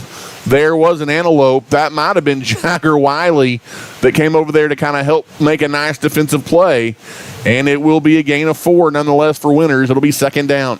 Yeah, good hard run right there. And I think it was Jagger Wiley and number 33, Zephaniah Torres for the Lopes coming up to make that stop. But we talked about it. Winters, he's going to get you 4 or 5 yards every time he touches the ball just about. Second down and 6. Is West Texas kind of slowing things down a little bit as we go inside of 3 minutes to play here in a fast-moving first half. in the shotgun. There's some motion, and the handoff does go to the guy that was in motion. That was 44, Bryant. Number 44, I think you're right, Zach Bryant getting his first carry, but Abernathy reads it pretty well. It'll be a big third down here from the 20-yard line, third and about 4. Again, probably 2-down territory for the Comanches. Yeah, that's one of those, you put a guy in motion, and sometimes you hand it to him, sometimes you fake it to him, and it looked like Antelopes had scouted that out as Malachi Walters was able to come up and make a big stop right there, but expected to be 2 down, but 4th and 4 is a lot better than 4th and 2, so let's see if we can get some pressure on the quarterback. As there's the snap to Winters. Winters will keep to the near side. He picks his way through the defense and breaks free down the sideline into the end zone. That is a Cade Winters touchdown from 20 yards out. And West Texas a PAT away from tying this one up. Yeah, they didn't do anything fancy right there, Ty. They just used the running back as the lead blocker, and Winters picks his way to the edge, and he's able to pick up the 20 yards and get into the end zone. See if maybe we can block this extra point and stay ahead. As the PAT is up, and it is blocked, Chance. I'll give you $1 for that one. As Ryan Hillis got a paw on it to keep the Antelopes in front, 14-13, a big special teams play there defensively by the Abernathy Antelopes, and it remains Abernathy 14 and WT 13. We'll take a timeout and come back. You're listening tonight to Abernathy Antelope football. Located in the heart of the community, Abernathy's First Baptist Church is ready to welcome you to their family. Our pastor is Damon Pierce, and our youth pastor is Bailey Hare. We meet at 9:30 for Sunday school and 10:45 for worship, and we have a wide variety of children's, youth, and adult activities beginning at 6 on Wednesday nights. At Abernathy's First Baptist Church, we strive to love God, love people, and tell the world. We are praying the Lopes and Lady Lopes have a tremendous season. And welcome back here inside Whiteface Stadium in Hereford, Texas. Ty Horsford alongside Chance Rocha. And we've got a good one here in the Class 2A Division I by-district playoff, number 4 in the state. The West Texas High Comanches with their hands full against your Abernathy Antelopes. It is 14-13. Abernathy a 1-point lead here with 1:59 left to play in the second quarter. And it's a First State Bank kickoff upcoming here by West Texas High. Watch a little pooch kick right here, Ty. Abernathy in a normal return game, and it is a line drive kick, bobbled at the 30, but then picked up, trying to run it back over on the far sideline. For the Antelopes is number 12. That is Xavier Camacho. And Chance, you run a risk there when you kick a line drive short kick like West Texas did. Abernathy with 1:52 to work with. That's plenty of time, and they get good starting field position at their own 37. Yeah, I'm curious to see what kind of personnel you go with here, Ty, because Wiley probably has a little bit more experience running the 2-minute drill, but you've kind of had the hot hand with Cutter Johnson, so let's see what the Antelopes trot out there. Yep, it looks like, I can't tell if that's Wiley or Bird in the backfield. I think it's Bird. Bird needs to put his sleeve back on, so I know. Bird to take the snap. And kind of an option look, but Bird keeps it. Bird misdirects across the 45. Good run by Bird to the 46, as that was a fake reverse keep there by Caden Bird, and he picks up 8, almost 9 on first down. Yeah, that was a heck of a play call right there. You kind of go with that. Was there a flag? I guess there was. Yep. Another penalty against the Antelopes, as I'm guessing that's going to be a holding call here, Chance. West Texas yet to be penalized. Well, they did get an offsides penalty a minute ago on defense. But Abernathy, they've hurt themselves a few times today with the penalty. And, we saw some of them last week where they call it after the play, or so you get the yardage and then they mark it back. So curious to see what they call here. Or if they're I don't know what's going on here.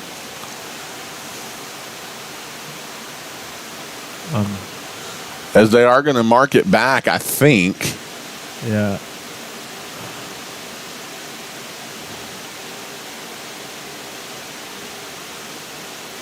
I'm not sure what's going on here. There's been no official by the White Hat. Now they are calling it a hold against the Antelopes. I think they were waiting for West Texas to see if they wanted to take the penalty, which you would assume that they would. And that'll back Abernathy up 10 with 1:40 left to play in the first half. And, we talked about it when we went to our last break, Ty. You're up 1, but West Texas is going to get the ball when you come back from half. So if you can put some points on the board right here and kind of put pressure on them coming into the second half, that's definitely something that would go in your favor. Backs you up inside the 30. Looks like you got a jumbo packages. Looks like Johnson's back there. And 3 receivers to the far side. That's the short side of the field. The ball spotted on the right hash. Looks like you got 90 seconds left here in the second quarter. Johnson back there. I think that's Malachi with him. And rolling far side, looking to throw and throwing it out of bounds is Cutter Johnson. Nobody open over there on the far side. He just deposits it into the Antelope bench. Incomplete. It'll be second down. Sometimes that's what you got to do as a quarterback. Ain't nobody open. Just throw it away. Don't take the sack. That's I get you want to kind of roll them to that side of the field, but it's the short side of the field, so you don't have a lot of room for those 3 receivers, but that's probably the most comfortable area for Johnson to roll out to his arm side. See what they do here. You got more of a spread out package. Yep. You got twins on both sides here, but the handoff is still going to go to the middle, and it's a pretty nice defensive play right at the 30-yard line as number 50 for WT, Kane Diaz, a nice defensive play. Yeah, Malachi maybe picked up a couple yards, and it looks like West Texas is going to take a timeout here, I believe, and hope to maybe get the ball back. Did we have the 2-minute timeout earlier? Now that I'm thinking about that. I don't know that we did. We rolled right through it, Ty. They may have forgot, and they may have called it now. I don't know. We'll take a 1-minute timeout. And we will go ahead and just keep it right here. Don't want you to miss any action heading into the halftime. And for all those tuning in, wishing and hoping to chance hear and maybe see the halftime performance by the Antelope Band, unfortunately with the setup we had tonight, I don't think we're going to be able to bring that to you, as we are an enclosed box and you wouldn't be able to hear anything. And my guess is they're going to face the Antelope crowd across the way as well, which would make it difficult to see much at the same time. Ty's going to sing for everybody at halftime. So stay tuned. A halftime concert. A rendition from Mr. Horford. 90s country. She broke my heart. My achy, breaky heart. There we go. 1:14 left. Third down. As there's the snap. This is Caden Bird. He's going to take the snap, and Chance, West Texas was ready for that one. No sleep in there, and another timeout taken by the Comanches. We'll take a quick one as well and come back with the first half finish. You're listening to Abernathy Football. Abel Funeral Home and Flower Shops have served families in Abernathy and the South Plains for many years.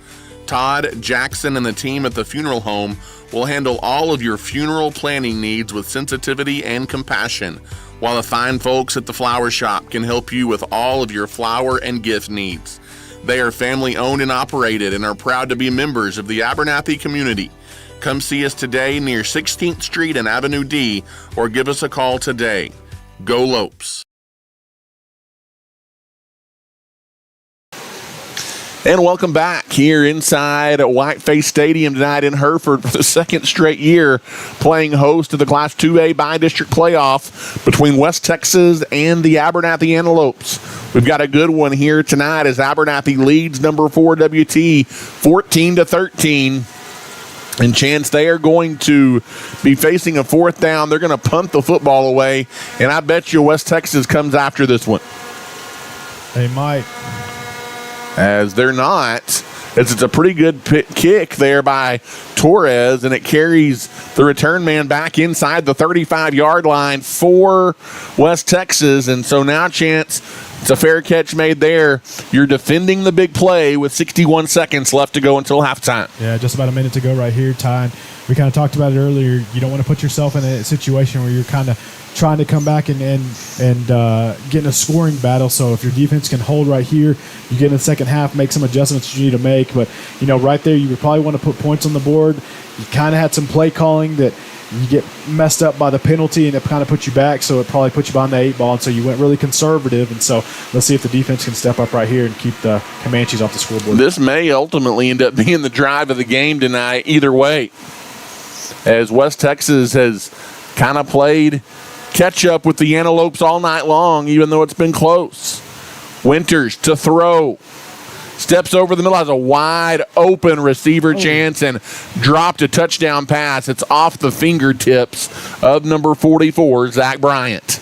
Yep, it was off the fingertips, and you called it, Ty. He kind of beat his man right over the middle, and there was no safety in the middle of the field either for the Antelopes, and they had a touchdown, and they're going to wish they had that one back. A fortunate break there for the Antelope. 2nd down and 10 coming up here for West Texas. 55 seconds. The clock will stop. Neither team chance with a turnover. Would love to get one of those right now. You definitely would, and it looks like, they don't throw the ball a ton. They're capable of doing it, but they typically stick with the run. But with 55 seconds to go, possibly look for them to pull a trick play or put it in the air. But keep an eye on Winters as well, their playmaker. You have no safety deep, Ty, so. There's an empty backfield. Winter steps up looking to throw. Man coverage down the sideline. Good man coverage chance by the Antelopes there down there. Number 5, Eddie Perez, making a nice defensive play. He was step for step with the receiver. Yeah, he followed number 44, Bryant, coming out of the slot right there, and that's a tough go for a linebacker to follow a receiver all the way down the field, but he did his job, Ty. 3rd down and 10. And maybe you may be playing some back and forth right here, Ty. There's still some time left, and it's 3rd and 10, so curious to see if they put it on the ground and force you to call a timeout. You still have 2. I believe West Texas may have 1. They do. They still have 1. Twins to the near side. There's the snap. Coming this way is Winters. Keep an eye on Winters. Stretch with Winters all the way to the sideline, and he's pulled out of bounds there by Dre Minfield. A good job. And Chance, I think you've got to punt the ball here. If you're West Texas at your own 38-yard line, it'll be 4th down and 5. Yeah. An excellent job by the Antelope defense. It definitely was. He got a lot more than I expected him to, but that's a good job right there of being able to force him out of bounds. You stop the clock, you save a timeout, you still got 43 seconds, and it looks like they likely are going to punt it away, but I believe Winters is their punter as well. So there's a defensive stand brought to you by Nutrient Ag Solutions. West Texas will take a timeout here, but Chance, our first defensive stand brought to you by Nutrient tonight. And that's a big one. We talked about how big that drive might be heading down the stretch into the second half of this ball game, as West Texas wanting to try to find a way to take the lead into the locker room and kind of get a 2-for-1. You mentioned, Chance, they get the ball to begin the 3rd quarter, but now, barring some kind of trickery, they're going to punt the football away, and we'll see how aggressive Abernathy will be. I think if you told the Antelopes that it would be 14-13 in your favor heading into the locker room tonight, you probably would have taken that in a bag of chips. Yeah, you definitely would, Ty. And curious to see. They use their timeout right here. They're probably talking. West Texas is probably talking to them and say, hey, let's go with it. We're going to plan to punt the ball away. Maybe you go with the hard count to see if they may jump. So if you're the Antelope defense, you need to make sure not to jump. Make sure they punt it away. Watch the trickery. Stay in your lanes and stay sound. But Caden Bird's back there deep, so if they do kick it to him, maybe look for some fireworks. As Abernathy. Winters comes up. Yeah, keep an eye on Winters. It could be a quick kick. Now he drops back again. Yeah, if they won't try to go with the hard count, like I said. It is a good snap. They get the punt away. And watch out. Don't let it hit you. And it kind of just takes a neither team bounce at about the 35 and will roll dead at about the 30-yard line, Chance. So with 31 seconds left until the half, 70 yards of real estate here in front of the Abernathy Antelopes. And we'll see how aggressive Abernathy chooses to be. Yeah, we'll see how aggressive they choose to be right there, Ty. You got 2 timeouts, 31 seconds. It's probably going to depend on Is it 2 happens. or 1? We have 2 timeouts. Okay, I thought we had taken 2. And we'll see. I think it's going to kind of depend on what you do on this first play. It'll kind of tell you what you anticipate to do. You may come out here and just take a knee and say we'll take it at a halftime, but you're pleased with the first half at this point. With you lining up in the gun, it looks like you're going to try to go for a quick strike, and if you complete it, you may try to go to put points on the board. As handoff goes up the middle to Walters, and A nice defensive play there up front by a couple of red jerseys. And we'll see if Abernathy stops the clock. Chance. They will not. And Abernathy, I think, is going to be condemned. Now they do. Okay. I think they let a few they let a few seconds run off, and now the Antelopes do call a timeout with 17 seconds left to play. I'll do some scoring updates, Ty, while we're waiting. Panhandle goes in at halftime, leading Post 20-18, so that's a close game. Good ball game. It is a good ball game. And Panhandle was picked as almost a 3-touchdown favorite, if not more. And so Post is playing tight with them. I believe that game is in. Let me see here. It's in Tuya tonight. Excuse me, Ty. And we already talked about Spearman. They already upset New Deal 42-21. Somewhat of an upset. Some people would have probably picked Spearman, but as far as seeding goes, that was an upset as New Deal was the 2 seed. 17 seconds left. Out of the timeout here for the Antelopes. 2nd down and 7. Let's sling it over the field, Ty. 3 receivers to the far side. Quick screen pass over there by Cutter Johnson, turning it down the sideline, 40-45 midfield. It's going to be a 1st down grab on the screen. To Dre Minfield. Dre Minfield, another grab, and he runs out of bounds. Was there a flag on the play? Yep, I think there was. They're going to call holding down the field or lineman down the field, I believe. These penalties, Ty, have killed you in the first half when you've had some big plays. Absolutely. And with that penalty, I bet you're going to probably just go ahead and take it and take it into the half. It is another holding call against the Abernathy Antelopes. That is the 3rd or 4th hold on the Abernathy offense tonight. And now I think you take a knee with 11 seconds left and take this one to the locker room, leading by 1.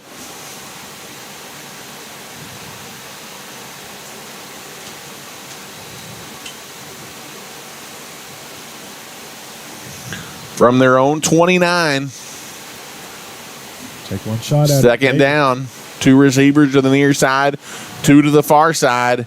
Handoff going up the middle and breaking through. Look out for Malachi. He keeps his feet for a 1st down and a gain of 13 out across the 40, but there is just 2 seconds left. Another flag on the play. My goodness. Some laundry on the field, Ty. That's a good hard run right there by Malachi to pick up.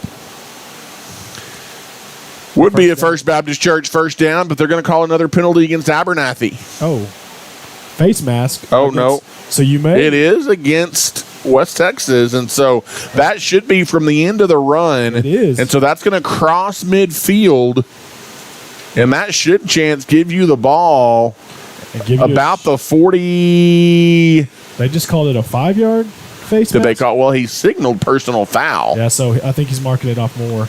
So, yeah, it's going to be a 15. That's going to give you a shot, too. You might could throw one to the end zone here. Again, we'll look at personnel and see if, Wiley played last week, and we kind of talked about the ball flight and him underthrowing some throws and things, and if the shoulder was still bothering from the injury tie. So, curious to see if you have Wiley or Cutter in there to try to maybe take a shot at the end zone with 2 seconds left.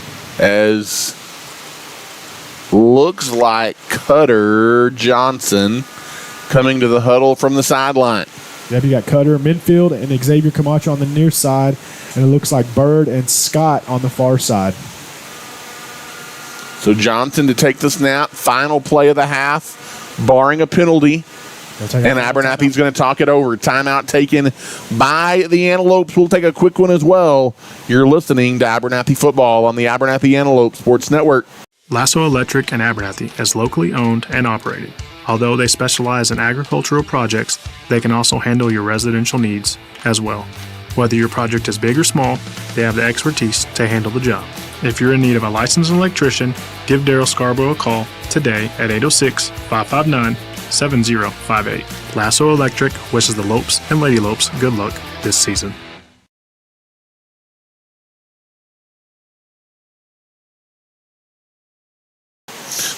Welcome back here for the final 2.5 seconds of the 2nd quarter here tonight. As Chance a Hail Mary opportunity type situation here to end the half for the Antelopes, who already lead 14-13. They'll snap it from the 42-yard line of West Texas on the right hash mark. You're going to go with your twin set again. Looks like you have Bird and Camacho to the near side and Minfield, and Josiah Scott to the far side with Walters in the backfield with Johnson. As Cutter to take the snap. Watch the pressure. Empty backfield, looking to throw, airs it out, down the side, and it is flag on the play, Chance. This is going to be a free play for the Antelopes. This is going to be a pass interference call, and I don't know if it's a good call, but I'll take it, as the receiver and the defender were step for step down the far side, but when you throw it up like that, you put it in the officials' hands to possibly toss a flag out there, Chance, and they do. Yeah, and it's, sometimes when these situations happen, Ty, you wish it was a spot foul like it is in the NFL, but it's just going to be a 15-yarder, I believe, and so it's going to give you some more yards, but you get another shot at the end zone. That's going to move it down to about the 27, Chance, and now you can almost run a long route to the end zone instead of just throw it up for grabs. Yep, you could probably run a streak across the middle, a skinny post right to the goal post, and maybe try to throw it up there and give yourself a guy a shot. So some crossing patterns to the corners and somebody to the middle. Same formation. Looks like you have X and Bird and Josiah and Minfield on the outside. Look to this far side, Bird. They're giving a lot of room. A lot of room to Bird, Chance, but he's got space over here too. There's the snap, back to pass. All day to throw, scrambling out of the pockets. Cutter Johnson, he's hit from behind, and he is sacked. And that is how the first half will come to an end here tonight from Hereford. But hey, you'll take it. You lead the fourth-ranked, undefeated West Texas High Comanches at halftime, 14-13 in this Class 2A by district playoff, Chance. And I don't know, outside of some self-inflicted penalties that hurt you, I don't know that you could have scripted it a whole lot better. Yeah, I definitely don't know if you could have. You came out with some personnel that you weren't anticipating, some guys not on the field that have been some normal starters, but I think it's just kind of going with the hot hand and maybe trying to get some of your playmakers on the field. And like we talked about, Wiley came and played last week, but that shoulder could have been aggravated again. So Cutter Johnson gets the start and kind of had some fireworks happen early on in the game, and you hang on to that momentum, and then you get the block right there on the extra point by Ryan Hills to give you the lead going into half. Here at the half, the Antelopes 14 and the Comanches 13. As we'll take an extended break and catch our breath here at the intermission, and we will come back with the second half. Probably before that, we'll come back and do a scoreboard update and take a look at some numbers as well in the first half. Here at halftime, it's the Antelopes 14 and the West Texas High Comanches 13. You're listening tonight to Abernathy Antelope Playoff Football on the Abernathy Antelope Sports Network. Thanks for tuning in to tonight's broadcast. We are currently at halftime, and our live broadcast will return to the air shortly. Don't miss our video podcast, Outside the Box, on Wednesday nights at 8 p.m. on this same YouTube channel as we take a look around AISD and feature special guest interviews, on-location shows, football previews, and so much more. A huge thank you goes out to the following sponsors for making this broadcast possible: MC Master Roofing and Construction, South Plains Auto Ranch, Clark Riley Insurance, Able Funeral Home and Flower Shop, First Baptist Church, JC's Refrigeration, Storm Guard, Plains Land Bank, Nutrient Ag Solutions, The Junkin Farmers Market, MZJ Variety Shop in Shallowater, Rooted Revival, Lasso Electric, Chance Rocha Edward Jones Financial Advisor, Code 3 Soda Shop and Meat Market, Web Vision Center, Hill Vet, WTX Diesel, West Texas Brick and Stone, Rural Roots Medical Clinic, Farmers Cooperative Compress, First State Bank, DB Media, and Ty Horsford Realtor. Again, we have a break in the action, and we will return to the air soon. Your home is your most valuable asset, and when you need repairs or upgrades, you want a name that you can trust. That name is MC Master Roofing and Construction. Their team will help guide you through every step of the process, from your insurance claim to a completed project. Small town and locally owned and operated, MC Master will not only get the job done, but they'll get it done right. They are a proud title sponsor of this broadcast and a proud supporter of Abernathy's young people. Give them a call today at 806-698-4600 4653. Buying a car can be daunting, but not if you let your friends at the South Plains Auto Ranch help you with the process. Offering great deals and in-house financing on used cars, Austin and his team need to be your first call when you are looking for a new ride. Come see us on the south end of town today or give us a call at 806-298-2200. South Plains Auto Ranch is a proud supporter of the Antelopes and Lady Lopes and wish them the best of luck this season. When it comes to insuring your home, car, farm, or anything in between, you want a friendly face that you can trust, and you'll find that at Clark Riley Insurance in Abernathy. They offer a variety of insurance options, no matter how big or small, and they'll treat you like family throughout the process. They've been in the business for many years and have the expertise to get you the insurance you need at an affordable price. Give them a call today at 298-2591. Clark Riley Insurance is a proud supporter of the Lady Lopes and Antelopes. At JC's Refrigeration, there's no job too big or too small for our professionals to handle. We offer a full scale of HVAC services for your home or business, and you'll always be greeted with a smile. Located at 1606 North University Avenue in Lubbock. We are locally owned and are proud to support our Abernathy Lady Lopes and Antelopes. Next time you have an HVAC need or a project, give JC's a call at 806-744-9855. Located in the heart of the community, Abernathy's First Baptist Church is ready to welcome you to their family. Our pastor is Damon Pierce and our youth pastor is Bailey Hare. We meet at 9:30 for Sunday school and 10:45 for worship, and we have a wide variety of children's, youth, and adult activities beginning at 6 on Wednesday nights. At Abernathy's First Baptist Church, we strive to love God, love people, and tell the world. We are praying the Lopes and Lady Lopes have a tremendous season. Abel Funeral Home and Flower Shop have served families in Abernathy and the South Plains for many years. Todd, Jackson, and the team at the funeral home will handle all of your funeral planning needs with sensitivity and compassion, while the fine folks at the flower shop can help you with all of your flower and gift needs. They are family owned and operated and are proud to be members of the Abernathy community. Come see us today near 16th Street and Avenue D, or give us a call today. Go Lopes!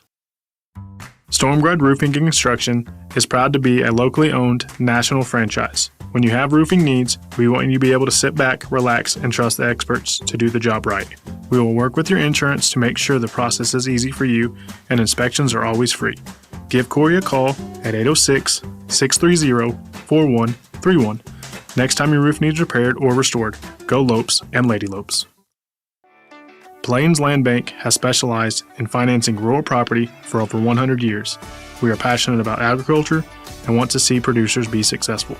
Your land is more than your livelihood. It's your legacy. Let us help you own a piece of Texas today. Come give us a visit at our Plainview office. We are proud supporters of all of our local high school student athletes. At Nutrien Ag Solutions, we are proud to be known as the ag retailer of the future and are committed to helping growers meet their full potential.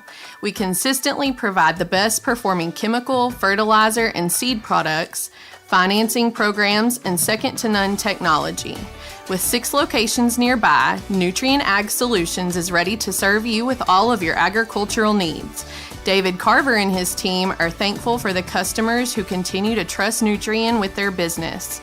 We are wishing the Antelopes and Lady Lopes an incredible and blessed year.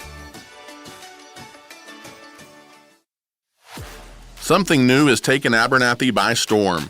Code 3 Soda Shop and Meat Market is locally owned by first responders and offers fresh salad and deli options for lunch or dinner, any drink combination under the sun, and the freshest beef around. We are open 7 a.m. to 7 p.m. Monday through Saturday and are ready to serve you. We are a faith and family first business and are proud supporters of our Antelopes and Lady Lopes, as well as a title sponsor on this broadcast. Come see us in the Red Barn on the north end of town. Dr. Kent Webb and his family have served West Texas for over 80 years. Webb Vision Center of Plainview offers a full-service and comprehensive eye care center. We have state-of-the-art technology that allows us to provide the most up-to-date eye exams and determine eye and vision health. We also offer many specialty eye care services. What are you waiting for? Come see Webb Vision Center in Plainview today. We are proud to support Abernathy Athletics. West Texas Brick and Stone has provided top-notch custom masonry services to West Texas for 35 years. We are locally owned and operated as well as family run. We take pride in our masonry work and are ready to tackle your next project no matter the size. Come see us at 405 North Interstate 27 in Lubbock to get the ball rolling on your next project. At West Texas Brick and Stone, we are happy to support Abernathy's young people and are wishing them the best of luck this season. As one of Abernathy's longest-standing institutions, First State Bank is proud to meet a full scale of banking needs in Abernathy and the surrounding areas. We are family-owned and operated and have been for many years. We are the people you see at the grocery store and go to church with, and we pride ourselves on being your friend in the banking business. Come see us today. We are wishing the Lopes and the Lady Lopes much success this season. In today's ever-changing real estate market, you need a trusted professional that has your best interest in mind. I'm Ty Horsford, and I would be honored to be that person. Buying or selling a home may be one of the biggest things you ever do, and I'd be honored to walk with you through the process from start to finish. If you're ready to buy or sell or simply just have questions, give me a call today at 806-773-4658. Lasso Electric in Abernathy is locally owned and operated.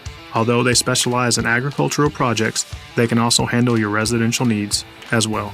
Whether your project is big or small, they have the expertise to handle the job. If you're in need of a licensed electrician, give Daryl Scarborough a call today at 806-559-7058. Lasso Electric wishes the Lopes and Lady Lopes good luck this season. Rooted Revival is your local faith-based salon that is rooted in Christ and built on community. A fresh, peaceful space for everyday hair, confidence, and connection. Whether it's a kid's cut, a men's trim, or a full highlight, stylist Hannah Rocha and Sierra Contreras can take care of you. With a heart for people and a passion for purpose, they are proud to serve the community of Abernathy and West Texas. You can find them on Facebook or stop by and see them at 203 Avenue D in Abernathy to schedule your next appointment. To win in sports, you adjust your strategy as the game changes. The same is true of investments. I'm Chance Rocha, your local Edward Jones financial advisor. We're all about financial investments, but we also value the investment of time, patience, and encouragement our young athletes receive from their coaches, teachers, and mentors. That's why I'm a proud sponsor of the Abernathy Lopes and Lady Lopes on the Abernathy Sports Network. Call 806-784-0004 or visit edwardjones.com/chance-rocha for all your investment needs. Edward Jones, member SIPC. DB Media specializes in all things audio, video, and lighting. From designs and installs tailored to your commercial application, to concerts and corporate events, and even studio recording and mixing for bands and artists, DB Media has you covered. DB Media is a proud supporter of the Abernathy Antelopes and Lady Lopes this season.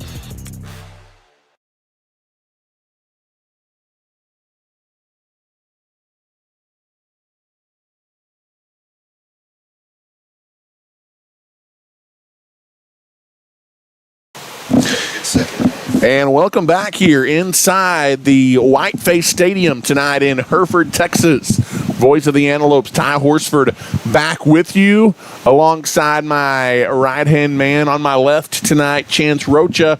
And Chance, if you're just tuning in, the Antelopes couldn't have scripted a better first half. They lead number 4 West Texas 14-13 here at the halftime. They've done it with some ball control offense. They've mixed personnel really, really well. You've seen Cutter Johnson take some snaps at quarterback. You've got a plethora of direct snaps to Caden Bird back there in Chance. I love the way they're using Jagger Wiley tonight as well. Maybe that shoulder's not to where he can do a whole lot at quarterback, but you want a playmaker like that on the field. He's made some big plays from the slot, kind of tight end position. And then he also on that trick play threw the ball and got a completed pass down the field as well. So Abernathy getting the ball in the hands of their playmakers tonight. And so far it's kind of kept West Texas guessing just a little bit. Yeah, it's kept them guessing, tied.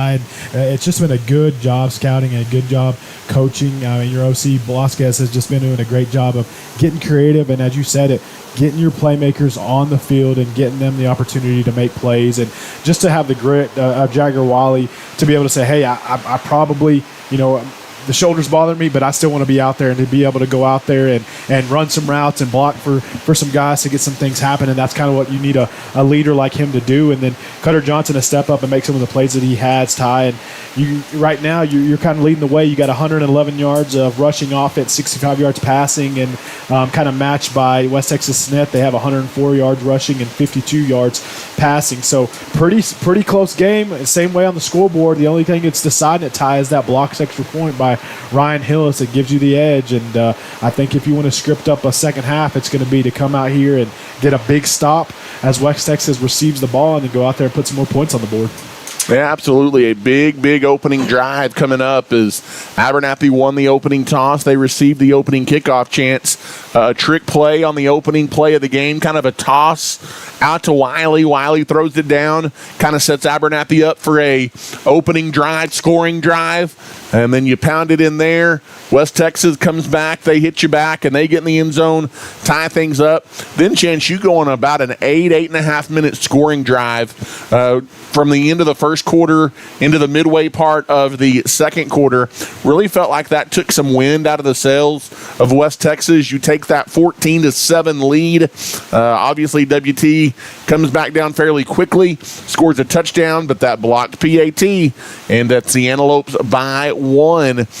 Chance, you're going to have to clean up the penalties. Oh, yeah. As Abernathy's overcome some of those first down holdings, first down false start penalties. But eventually those are going to catch up to you against a good team. And you've kind of got West Texas on their heels. We'll see what the Antelopes pull out of the bag of tricks in the second half. Yeah, you do. You kind of have them out of their comfort zone, Ty. You've done a good job to kind of contain Winters. He did have the one long 20-yard run, but you can tell when they're on the offensive side that they're feeling some of the pressure. And with you having that long, methodical scoring drive, it puts them in a situation where they feel like they might not get the ball too many times, so they need to put points on the board, Ty. And you said it before, you almost overcame the penalties right there before halftime, and you still gave yourself an opportunity to possibly throw it into the end zone, but they come up with the sack of Cutter Johnson. But if you can clean those penalties up and maybe get a big fourth down stop or a turnover in the second half, I think it's going to be a recipe for success. As we've got about 8.5 minutes left here of the halftime break, we will take one more timeout and come back with the second half kickoff. This has been the West Texas Brick and Stone halftime report tonight from Hereford. Thanks for tuning in to tonight's broadcast. We are currently at halftime, and our live broadcast will return to the air shortly. Don't miss our video podcast, Outside the Box, on Wednesday nights at 8 p.m. on this same YouTube channel as we take a look around AISD and feature special guest interviews, on-location shows, football previews, and so much more.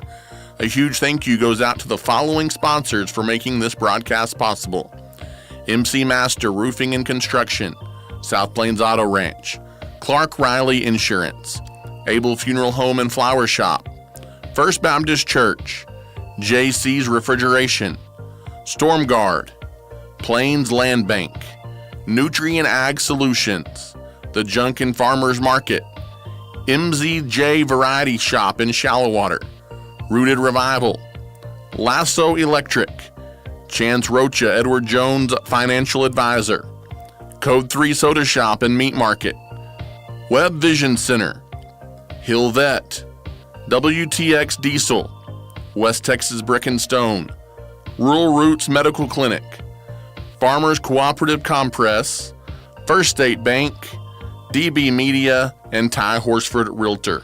Again, we have a break in the action, and we will return to the air soon. Your home is your most valuable asset, and when you need repairs or upgrades, you want a name that you can trust. That name is MC Master Roofing and Construction. Their team will help guide you through every step of the process, from your insurance claim to a completed project. Small town and locally owned and operated, MC Master will not only get the job done, but they'll get it done right. They are a proud title sponsor of this broadcast and a proud supporter of Abernathy's young people. Give them a call today at 806-698-4653. Buying a car can be daunting, but not if you let your friends at the South Plains Auto Ranch help you with the process. Offering great deals and in-house financing on used cars, Austin and his team need to be your first call when you are looking for a new ride. Come see us on the south end of town today or give us a call at 806-298-2200. South Plains Auto Ranch is a proud supporter of the Antelopes and Lady Lopes and wish them the best of luck this season. When it comes to insuring your home, car, farm, or anything in between, you want a friendly face that you can trust, and you'll find that at Clark Riley Insurance in Abernathy. They offer a variety of insurance options, no matter how big or small, and they'll treat you like family throughout the process. They've been in the business for many years and have the expertise to get you the insurance you need at an affordable price. Give them a call today at 298-2591. Clark Riley Insurance is a proud supporter of the Lady Lopes and Antelopes. At JC's Refrigeration, there's no job too big or too small for our professionals to handle. We offer a full scale of HVAC services for your home or business, and you'll always be greeted with a smile. Located at 1606 North University Avenue in Lubbock. We are locally owned and are proud to support our Abernathy Lady Lopes and Antelopes. Next time you have an HVAC need or a project, give JC's a call at 806-744-9855. Located in the heart of the community, Abernathy's First Baptist Church is ready to welcome you to their family. Our pastor is Damon Pierce and our youth pastor is Bailey Hare. We meet at 9:30 for Sunday school and 10:45 for worship, and we have a wide variety of children's, youth, and adult activities beginning at 6 on Wednesday nights. At Abernathy's First Baptist Church, we strive to love God, love people, and tell the world. We are praying the Lopes and Lady Lopes have a tremendous season. Abel Funeral Home and Flower Shop have served families in Abernathy and the South Plains for many years.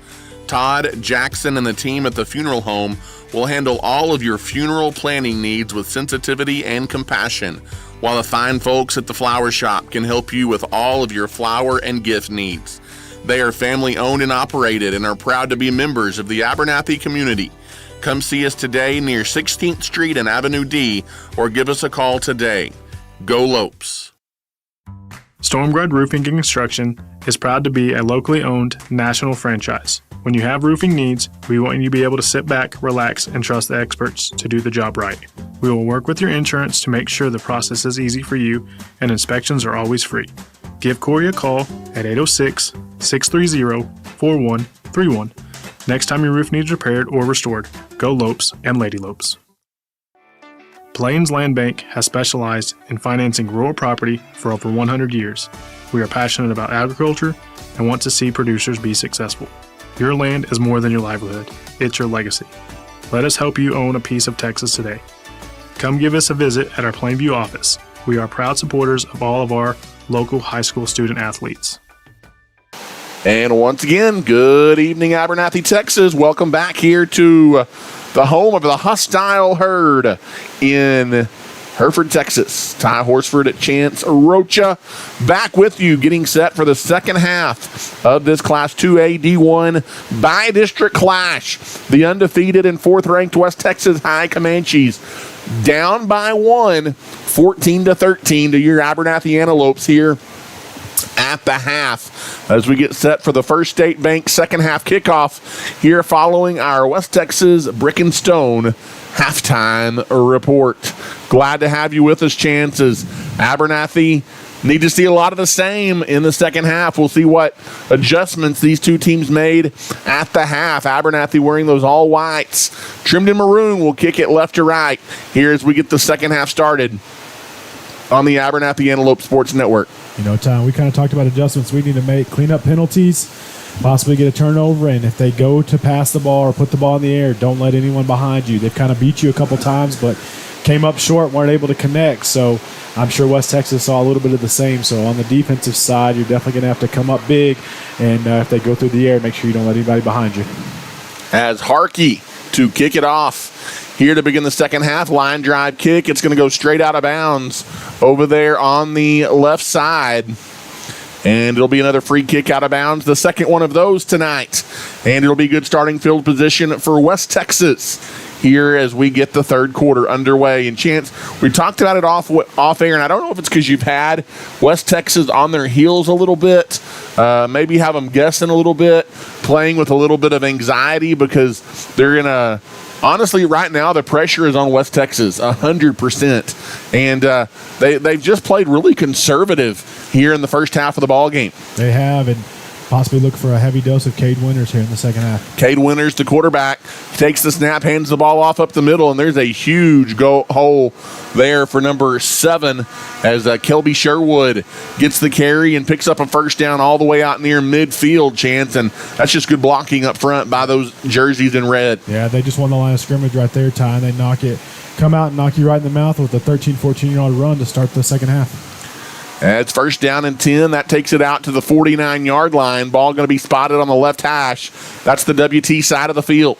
And curious to see how they use their clock management here in the second half, Todd, and see if they try to keep our offense off or they kind of go with the strict quick strike to put points on the board. This is an offense averaging 50 points per game.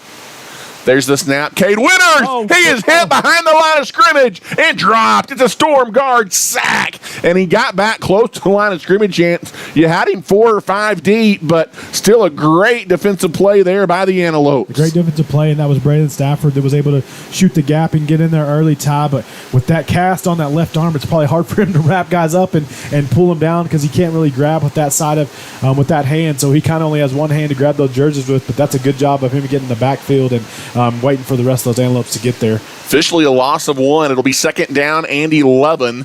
Back from the 48 now. In the shotgun again is the senior, Cade Winters. 2 receivers stagger to the near side. There's the snap. As Winters fakes the handoff, he keeps it and barrels his way to the 45-yard line. He's overturned there. That's a gain of about 7. And it'll be third down and 4 coming up here. Yeah, it was a good fake on the near side here to Sherwood, and then he kept it and went around the far side, so it puts him in a third and manageable right here, tied on this side of the field. An aggressive team like Sinet, look for them to probably go for it if they get in a 4th and short. From the 45-yard line of Abernathy, third down. They need just shy of the 40 to convert. There's the snap. There's a handoff up the middle, and a good push again up front, Chance. That's going to be a first down run by Sherwood and a gain of 5. He probably ran 4 yards before a maroon jersey even got a hand on him. A big push up front there by West Texas. A big push up front. Then Antelope did get a hand on him. It looked like they were trying to maybe strip the ball, and he was able to nudge forward for 1 or 2 extra and get that first down. First down and 10 to the Antelope 40.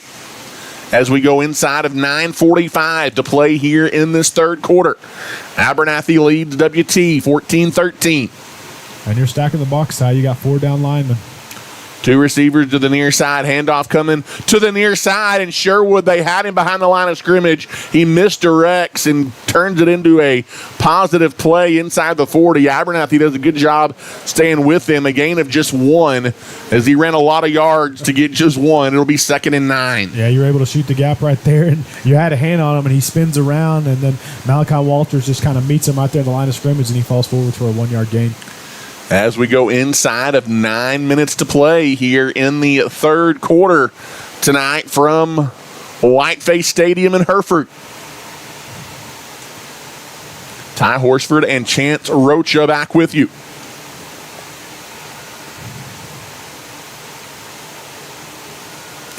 Twins to the far side. Handoff goes to the near side. Abernathy gets a pretty good lick at the 34-yard line, but it's not before a gain of 4, maybe 5. Yeah, Eddie Perez comes up with the tackle right there. And it'll be third down. Again, probably 2 down territory as they've got it just a hair inside the Antelope 35-yard line. It's going to be third and a long 4. Nearing a 4-minute drive here. Chance to begin the third quarter for West Texas. Down by 1. 2 receivers to the far side. It's coming to the near side. Cade Winter's going to keep it. Gets the edge, and he is pushed out of bounds as he crosses the 25-yard line down to the 23. And that's going to be another first down run by Cade Winters. That's a good hard run right there by Winters, and he just is patient and picks his way all the way to the edge, Ty, and he's able to pick up a big first down and put him in a good opportunity to score. As there is 8 minutes left here. Clock stopped at 8 because he ran out of bounds. I thought once the ball was set, the clock would have run, but they haven't signaled it to run yet. Kind of a jumbo package. Handoff coming near side, untouched. Sherwood has a seam as the Antelope defender, the one that had a chance to get him chance, was number 33, Zephaniah Torres. He got turned around and fell down, and Sherwood takes it to the house. And that's a hit in the mouth by WT to begin the third quarter. Yeah, it's not how you wanted to come out here and start the second half. They kind of come out and have a quick scoring drive and put some points on the board to go ahead right here, Ty, but looks like it may be coming back. Oh, was there a flag? I didn't see the penalty. And tell you what, Abernathy had some of those chances that hurt them in the first half. And this may be a hold. I haven't seen the signal yet, but I think that might be false start. Looks like it was only a 5-yard penalty, so I believe it was going to be a false start. Unless it's a spot foul. You would have thought they would have blown it dead. But nonetheless. Hey, keeps points off the board. So a touchdown erased. It's still 14-13 Antelopes. First down and 15. Watch the fake and the keeper. As Sherwood bounces off a tackler, bounces off 2, carries another inside the South Plains Auto Ranch red zone down to the 17-yard line. That's a tough run by the West Texas quarterback, a gain of 11 on first down. And Ty, it's just a numbers matchup right there. They're using their down linemen plus their receivers, and it's kind of he only has one guy to beat if you get everybody blocked to be a one-on-one situation, and it's worked well for him. You know, I said it before, he gets 4 or 5, and sometimes he's going to break it for about 11 or 12. It'll be second down in the gun. There's the snap. Misdirect, but a flag flies, and this will be 5 yards against WT Chance. The Comanches played a pretty clean first half penalty-wise, but that's the second flag against them on this opening drive of the third quarter, and that'll back them up. It'll be second down and 9. Well, second flag, Ty, and the first one took points on the board, so talk about penalties hurting you. It's definitely hurt them so far if you can keep them off the scoreboard. As nearing 7 minutes to play here in this third quarter. Chance a very quick-moving clock, it feels like, here in this third quarter. They're kind of giving you a dose of what you gave them earlier, Ty, eating up under the clock. As there's the handoff coming to the near side, and Abernathy's a flag flies. A horse collar. There is no way. That is a bad call if that's the call. Horse collar, but he had all jersey. As the handoff went to Zach Bryant. That is a bad call. If that is what that was, an excellent play there by Harkey. But I think that's probably going to be the call here, Chance. We're waiting for it.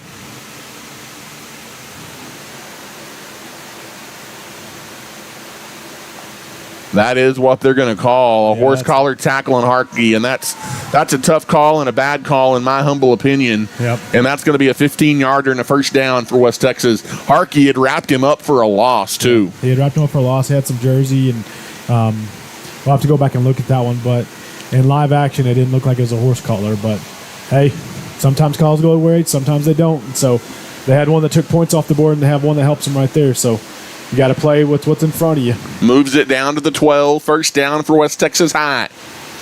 In the shotgun is Winters. He's going to keep it all the way. Up the middle, untouched, touchdown. There are no flags, and for the first time tonight, West Texas has the lead. As that is a 12-yard touchdown run by the quarterback, Cade Winters, to put West Texas in front, 19-14. Would expect them to go for 2 here probably. Yep, most likely they will go for 2, and if it's anything like the Panhandle game, look for Cade Winters to keep it and try to get around the edge or even go up the middle.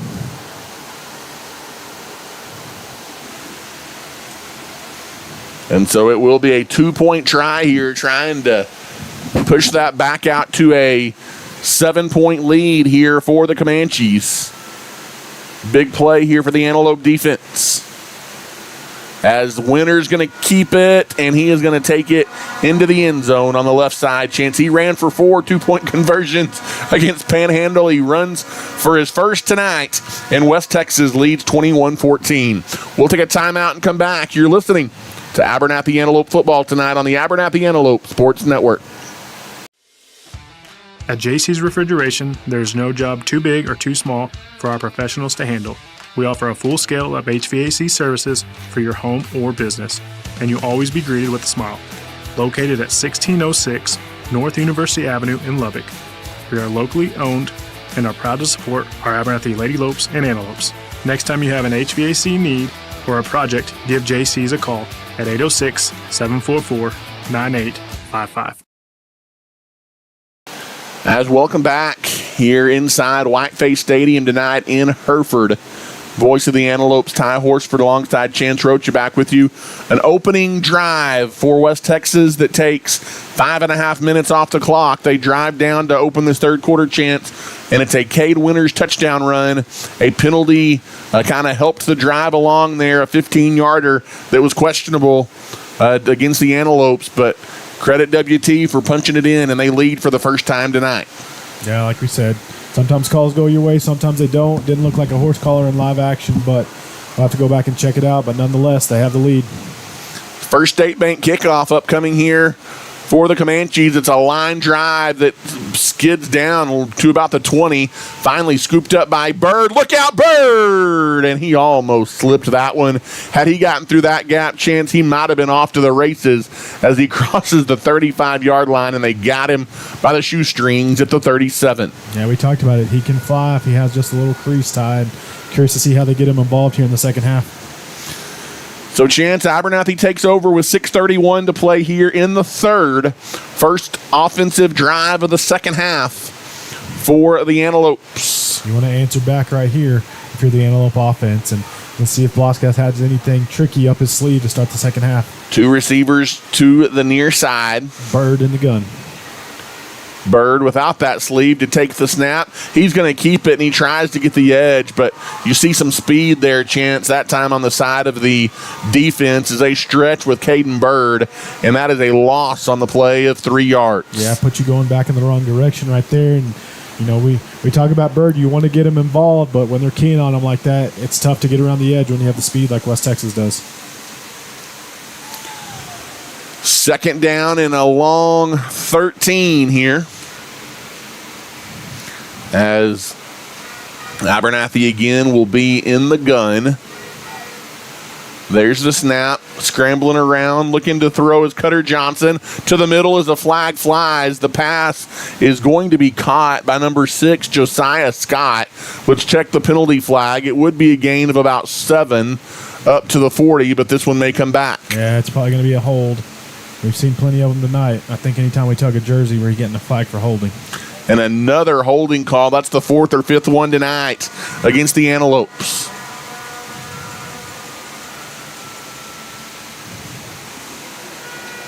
And that will back Abernathy up. 5:46 to play here in the third quarter. They trail by a touchdown.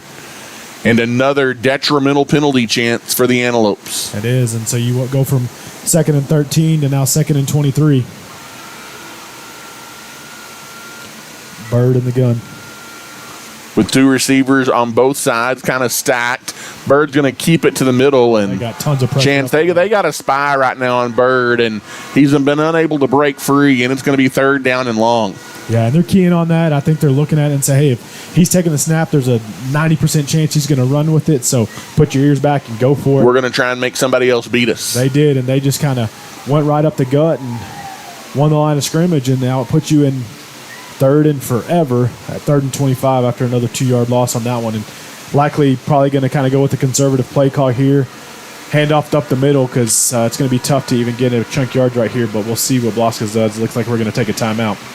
As you hate to take a timeout in the third quarter when you might need those down the stretch, but Abernathy takes a timeout. We'll take it with them down 7. You're listening to Abernathy Antelope Playoff Football. At Nutrien Ag Solutions, we are proud to be known as the ag retailer of the future and are committed to helping growers meet their full potential. We consistently provide the best performing chemical, fertilizer, and seed products, financing programs, and second-to-none technology. With 6 locations nearby, Nutrien Ag Solutions is ready to serve you with all of your agricultural needs. David Carver and his team are thankful for the customers who continue to trust Nutrien with their business. We are wishing the Antelopes and Lady Lopes an incredible and blessed year. Welcome back as 4:59 left to play here in the third quarter. West Texas leading the Antelopes 21-14, and the Antelopes facing a 3rd down and forever. They need to get to Dimmitt to convert. 3rd and 25. In the shotgun, looking to throw is Cutter Johnson. Screen pass to the far side, now trying to make a move is Dre Minfield back towards the middle of the field. And Chance, it's a minimal gain. He got about 5 or 6, but on 3rd and 25, not a whole lot you can do there. And was there another flag? No. Nope. I don't think so. I just wondered why the clock had stopped. But it will be a punting situation for the Antelopes. I'm not sure why it did stop, Ty. Unless they called that incomplete, but No. there's no way it was incomplete. I don't know why the clock has stopped. Interesting. So it will be Zephaniah Torres to punt here for the Antelope. Why is the... I have no idea why the clock was stopped. Line drive kick. It's going to take an Antelope bounce all the way back inside the 30. And that will roll dead all the way back at the 27-yard line. So a good punt there by Zeph Torres. And with 4:40 left to play here in the third quarter, a monumental drive here, Chance, for the Antelope defense. They've got to keep this at a 1-score game. You got to keep it at a 1-score game, and you're going to have to get a big push up front and put yourself in a situation where you can get a big stop and kind of work some field position here. Because if they go with a methodical drive and put points on the board, that's going to be tough because they had a over 5-minute drive on their last one to start the third quarter, and if they do that right here and eat up all the third quarter, it could be almost a dagger early on in this ball game. As 4:40 left to play here in the third, 21-14, West Texas jumbo package with a 1 receiver out to the far side. There's the snap to Winters. He put it on the ground.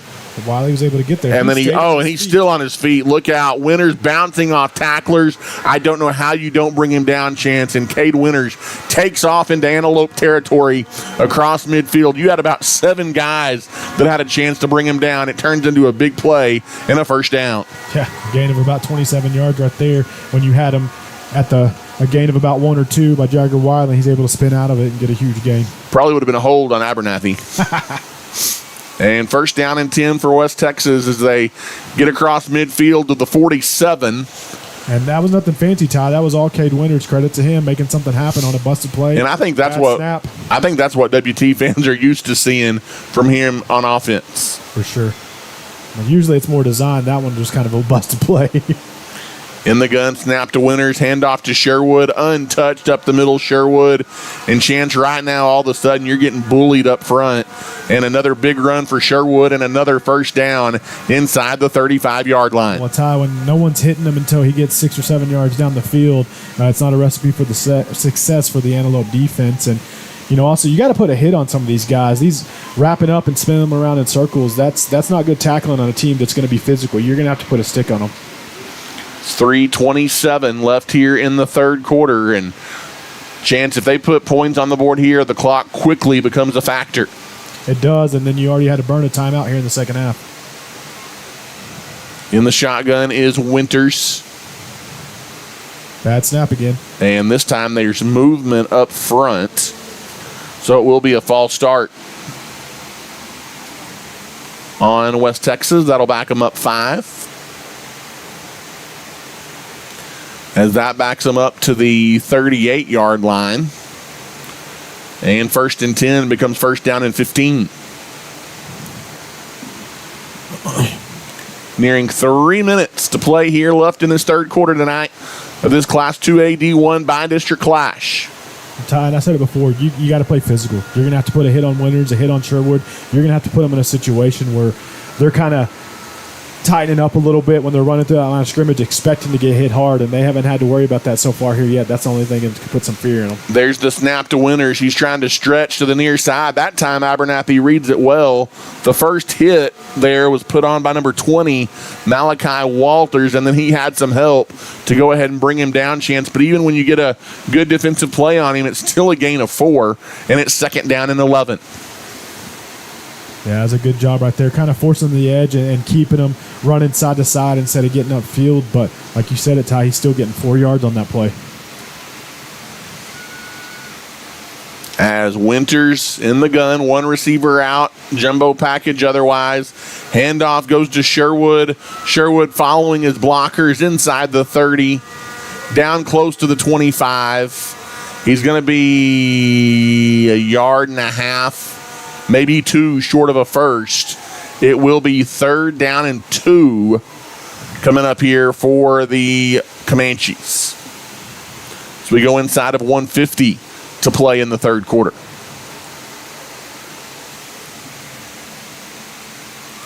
Chance, that Abernathy defense a little bit gassed right now, it feels like. And Winters wearing number 5 in the gun. He's going to keep it. They hit him in the backfield, and he breaks free. He gets close to a first down. He's right at the marker. A favorable spot. It's going to move the chains. They're going to give it to him there, and he was pretty close to it, Ty, so hard to disagree with it. You had him in the backfield again. It looked like that was Brandon Stafford that hit him first, but again, hard to bring him down with just one guy. He just kind of runs through those arm tackles and those leg tackles right there, and he's able to pick up the first down. And they're just eating up that clock with a minute to go here in the third quarter. First down and 10. Antelope defense, they desperately need something good to happen here. Chance to keep this at a one-score game inside of 60 seconds. Now to play in the third quarter.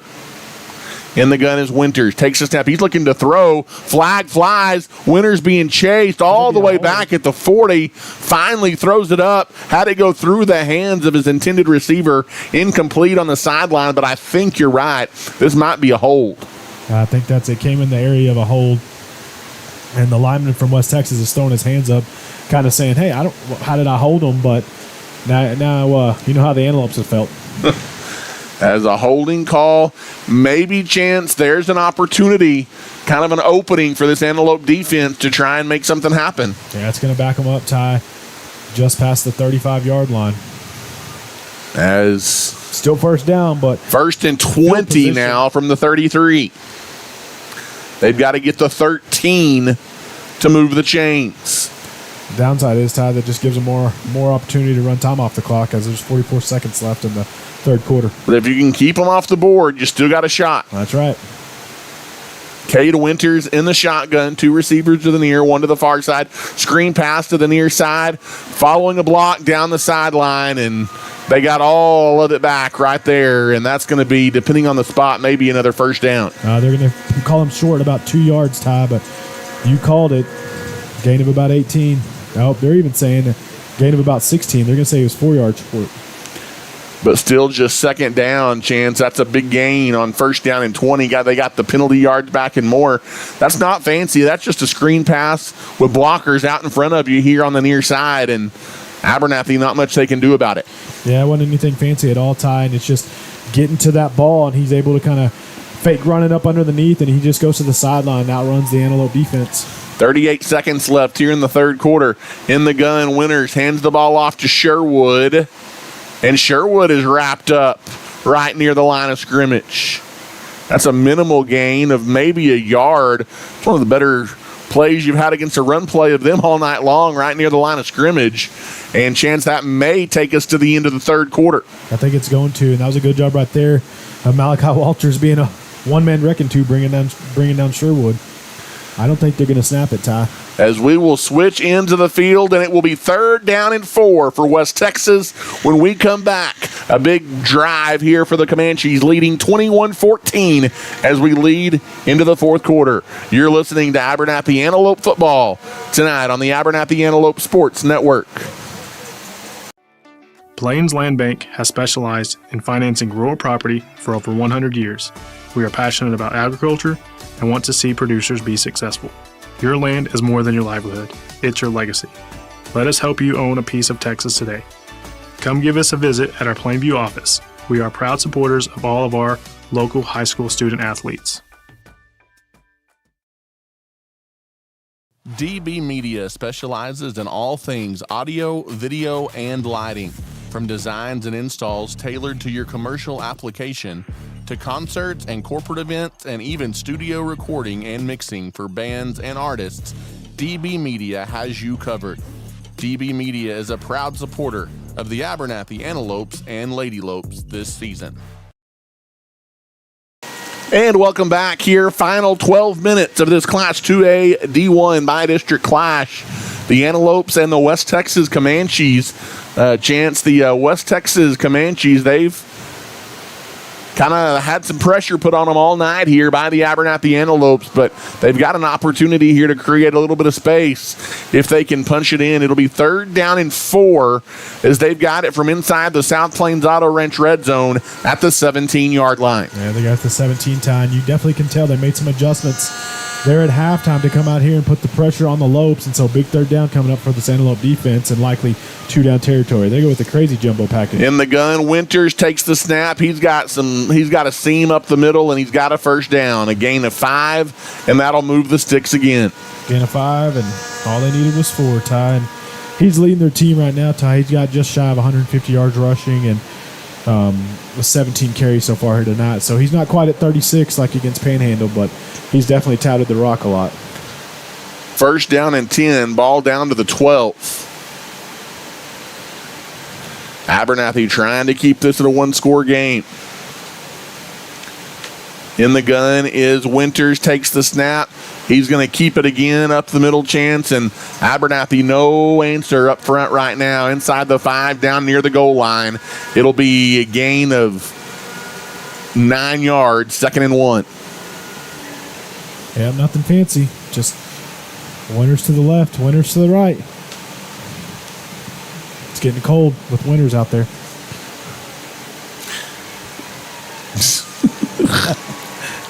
Oh. In the gun, there's the snap to Winters. He hands it to Sherwood. He'll take it into the end zone, but a flag does fly. And Chance, this may be another false start or an illegal formation, something like that against I'm just not against sure WT. Dead.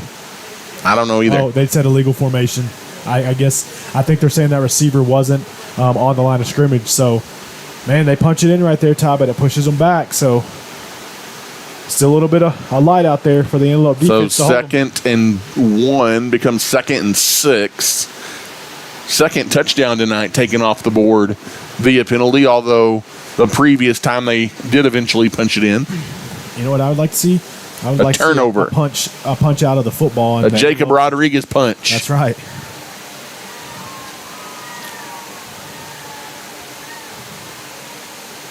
These chirpy WT fans down below me, they're getting fired up over here. There's the snap to Winters. Winters going to take it up the middle. Another flag coming from the near side, Chance, and they're going to call it again. As the coach is trying to have a conversation with them, ask them what it is. The coach for WT is livid on the near sideline, but this is going to be another illegal motion or illegal shift or something here, a false start of some sort here on West Texas, and that is going to back them up again, Chance, and I think it's the exact same scenario as you had on the play before, and I'm not sure if it's that receiver lined up just a foot or two off the line or something else that they're seeing, but back-to-back penalties against WT. Yep, so now it puts them just inside the 15 at about the 13-yard line, and he was having a conversation with Winters. I think he was saying, hey, you got to make sure your receivers are set before you go up there and snap the ball. But, hey, there's still life. That'll back them all the way back out to the 13-yard line.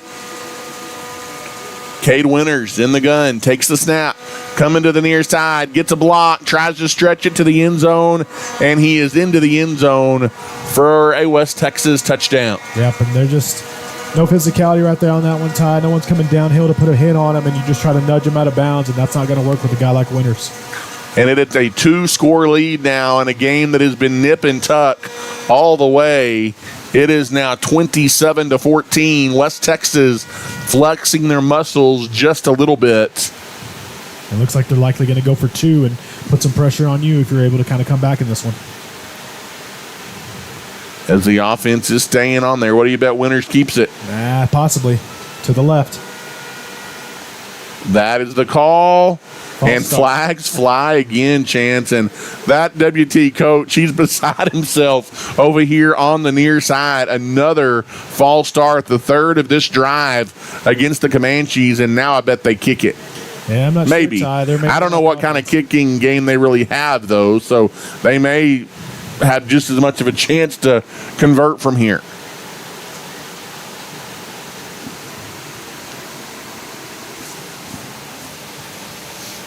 As that'll back it up to the 8-yard line.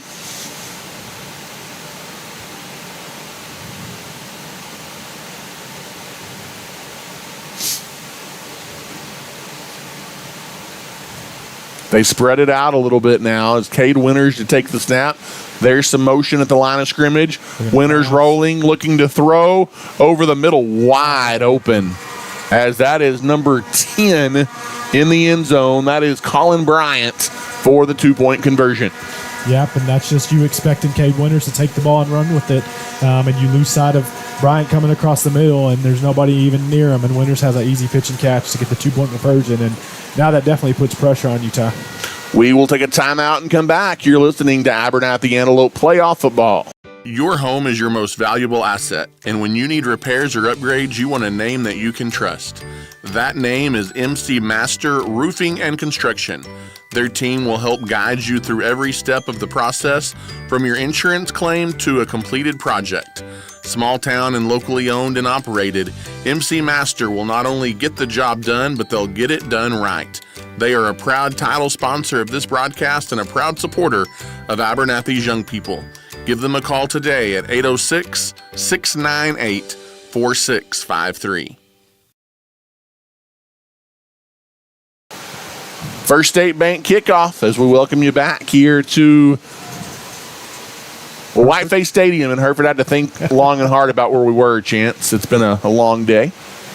You know, Ty, we kind of talked about the clock kind of not being in your favor. You want to score fast down 2, but you don't want to score too fast because your defense has kind of been gassed. As the First State Bank kickoff, it's a pooch. That's trouble, and it is recovered by Sherwood. That's just bad communication from the Abernathy Antelopes right there. And a pooch kick recovered by West Texas. And Chance, that defense will get no break. And it'll be first down and 10 for the Comanches. And, man, that could be a backbreaker with 10:21 to go, depending on what happens from here. That definitely could be right there, Ty. And that's just kind of not being ready right there at the line. Your first line runs up and expecting those guys on the back to run up. And that ball just dead and didn't even go out of bounds at any point. And that's just a kick that really, really went their way because those balls typically will take a hop and go out of bounds, and that's a heads-up play by the Comanches to come up with a trick play on the kickoff to kind of, if they hadn't already put the dagger in it, Ty, they're definitely look to do it right here. As jumbo package, one receiver to the near side. There's lots of moving, an underneath handoff to number 44. That is Zach Bryant, and he takes it for a yard. That's about it. It'll be second down and 9. Yep, and he would maybe had some more yards right there, but Braden Stafford with his one good arm, he was able to grab a piece of that jersey and hold him before some other Abernathy Antelopes could get to him. Shout out to Paris Adamus watching the Antelopes and supporting from back home. A little bit under the weather, so Paris, hope you get to feeling better, and maybe the Antelopes have a fourth quarter rally in store. If you do, you're going to have to get a big stop right here. Second down and 9 in the gun. There's the snap. Handoff up the middle. And Abernathy gets a little bit of a push. Goes for about a gain of 3. It'll be 3rd and 6. From the 36. Yeah, if you can get some pressure right here, Ty, and put them in a 4th and long, maybe get a tackle for loss. Otherwise, they may go for it. Yep. 9 minutes as the clock continues to tick. In the shotgun, there's the snap. and going to be a quarterback keeper to the near side, getting the edge and picking up a first down is Cade Winters. He's going to get just past the 20-yard line, so big gain right there. About 16, maybe 17 yards by Winters.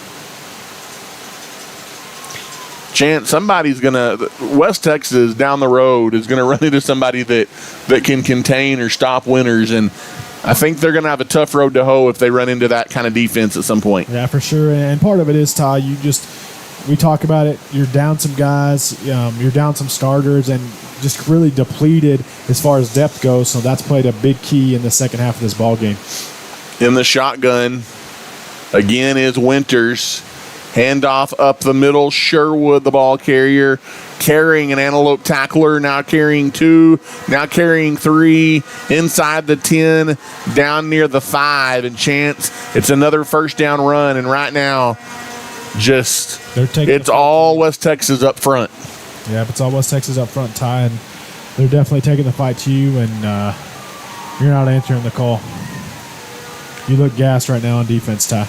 As we near 8:40 to go in the game, it's been a dominant second half here for the West Texas Comanches, who trailed Abernathy 14-13 at halftime.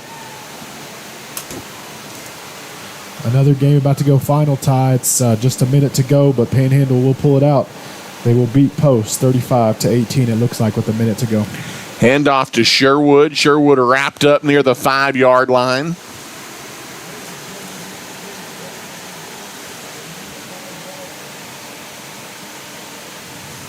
And more valuable seconds running off the clock here for the Antelopes. It'll be second and goal from the 5. You really need a turnover right here, Ty. As Hope slipping away here for the Antelopes. 2 receivers on the near side. Winters in the gun. He takes it up the middle, and he's close to the goal line, but just about a yard short. As an Antelope defender grabbed hold of the foot and pulled him to the ground. I think that's Ryan Hillis, the senior, who may be playing his final few minutes here as an Abernathy Antelope. Leave it all out on the field. As we near 7 minutes to play. It will be third and goal from the 1, probably 2 down to get a yard here, I would assume, for West Texas. Yeah, your only chance right here, Ty, is if you're able to shoot a gap and get him in the backfield. And that's not going to happen. Cade Winters waits for his block, waits for his hole, and he walks into the end zone for a West Texas touchdown. Well, Ty, it took a while for Winters to get here, but he came here fast, quick, and cold, and he just added his 4th touchdown of the night. 35-14 now, the lead for WT. And you kind of sense a sigh of relief from the WT crowd here on the near side, Chance. They were kind of on pins and needles in the first half, but WT comes out in the second half and they do what they do, and they've just worn you down. As it looks like the offense will stay on the field, and they will go for 2. 2 receivers to the near side. Winters the snap, Winters the keep, and it's a 2-point conversion is good for the West Texas High Comanches. 37-19, or 37-14, excuse me, the lead growing for West Texas here tonight. We'll take a quick timeout and come back. You're listening to Abernathy Antelope Football. At Storm Guard, we provide experts you can count on. Sit back, relax, and let Storm Guard take care of your home. If you're experiencing roof issues, let our qualified team of professionals repair or restore your roof. We work directly with your insurance company to make the process easy for you, and inspections are always free. At Storm Guard, we are wishing the Lady Lopes and Lopes the best of luck this season.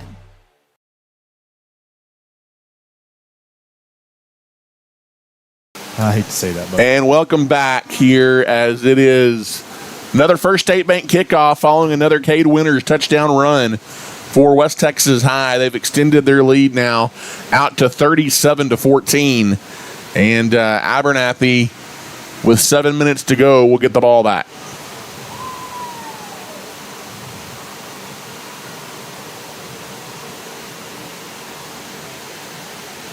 As playing the kickoff on the hop, running it back on the far side. There's some speed on the edge there for the Antelopes, as that is number 10, Aiden Villarreal.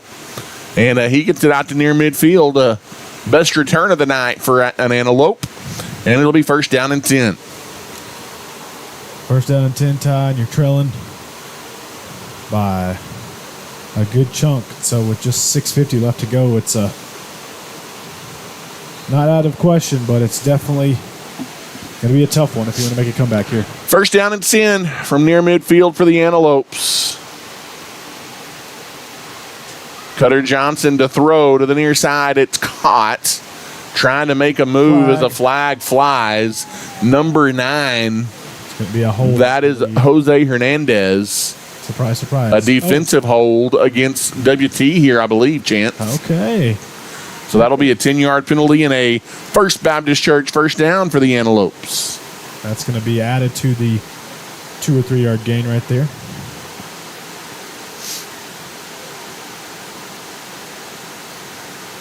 No, now they've said holding on both. Or did they just point wrong way the first time? I don't know. I think they just pointed the wrong way the first time.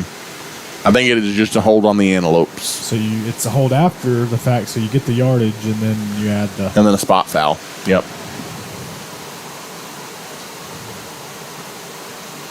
So you get a 3 yard completion and then you get the ball coming back. As it'll be first down and about 17 or so here for the Antelopes. As Cutter Johnson is in the gun. Takes the snap, and he is going to keep it up the middle, and a bunch of red jerseys. Chance, close those gaps in a hurry. Yeah, maybe a gain of 3 or 4 hard run up the middle for Johnson. And it'll be second down from their own 45.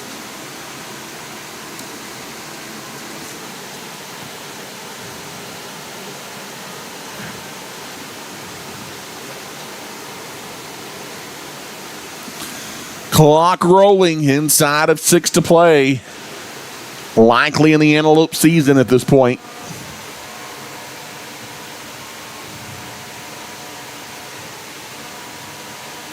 In the gun is Johnson looking to throw. Scrambles right, and it's intercepted. As reading the underneath route and picking it off for the first turnover of the night is number 6. Oh. Did 6 intercepted? Maybe it was 6. I believe that might have been Carson Bowert, the interception and the turnover. The interception there by the freshman QB. And Chance, that was just one that was kind of miscommunication between Johnson and the receiver. And unfortunately, it was read perfectly by the defender, and he swooped in and picked it off. Yeah, I think Johnson was expecting the receiver maybe come back to the ball, and he didn't make a break for it, and it was almost a throw directly to him. And so that will all but probably seal this game here for West Texas. As in the shotgun, there's the snap, there's the handoff up the middle to Sherwood. Tell you what, Chance, the Antelope defense has been on the field a lot here in the second half of this one. Goes for a gain of 4. And it will be second down and 6. I tell you what, even when it feels like you have a positive play defensively, Chance, and guarding this run, it's still a gain of 3 or 4 almost every time for the Comanches. And they just play tough up front, Ty. I mean, they kind of wore you down right there in the middle, and they hit their stride in the second half. As there's a big hole, Winters off to the races, inside the 20, inside down to the 15, as he just kind of put 2 hands on the ball and carries a couple of tacklers, Chance. And this is the 4th-ranked West Texas Comanche team that they're used to seeing all season. They're really putting on a show here in the second half. They like I said, controlled the line of scrimmage in the second half and really pushed you around and just wore down your defense, and have gotten the bigger pop plays and the bigger runs from Winters and Sherwood for sure. And, with that run right there, Cade Winters, he's leading their team. with 23 carries, Ty, and about 200, just shy of 210 yards rushing, and the 4 touchdowns. As in the shotgun is Winters. Man in motion, gets the handoff, and trying to make a tackler miss is Bryant. And Bryant being pushed from behind down to about the 10-yard line. Gain of 3, maybe 4. It'll be second down.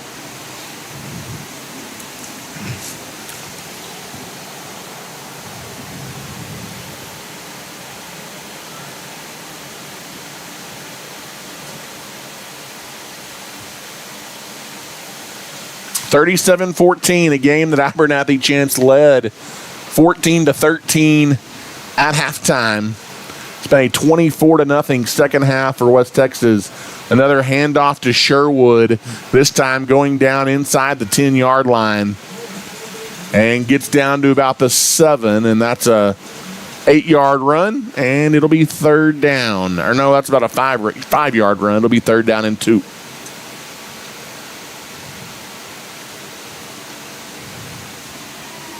As we go down inside of 3 minutes left to go in the game.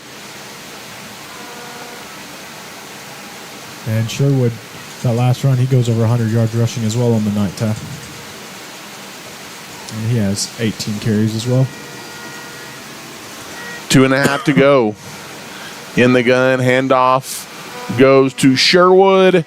He picks up the first down, takes it inside the 5. It'll be first down and goal to go for the Comanches. 2:28 left to go here in the Antelope season. As Chance, West Texas is going to get a little bit of revenge as Abernathy knocks off the Comanches last year in this bi-district round of the playoffs. In kind of a similar game. It was close early. Abernathy pulled away in the second half, and it's been that way tonight, except it's been WT pulling away in the second half. The Comanches will go on to face Hawley next week. Yeah, Ty, in this district up north, looks like they let it run down to the 2-minute timeout, Ty. We will take our final timeout and come back. You're listening to Abernathy Antelope Football. Dr. Kent Webb and his family have served West Texas for over 80 years. Webb Vision Center of Plainview offers a full-service and comprehensive eye care center. We have state-of-the-art technology that allows us to provide the most up-to-date eye exams and determine eye and vision health. We also offer many specialty eye care services. What are you waiting for? Come see Webb Vision Center in Plainview today. We are proud to support Abernathy Athletics.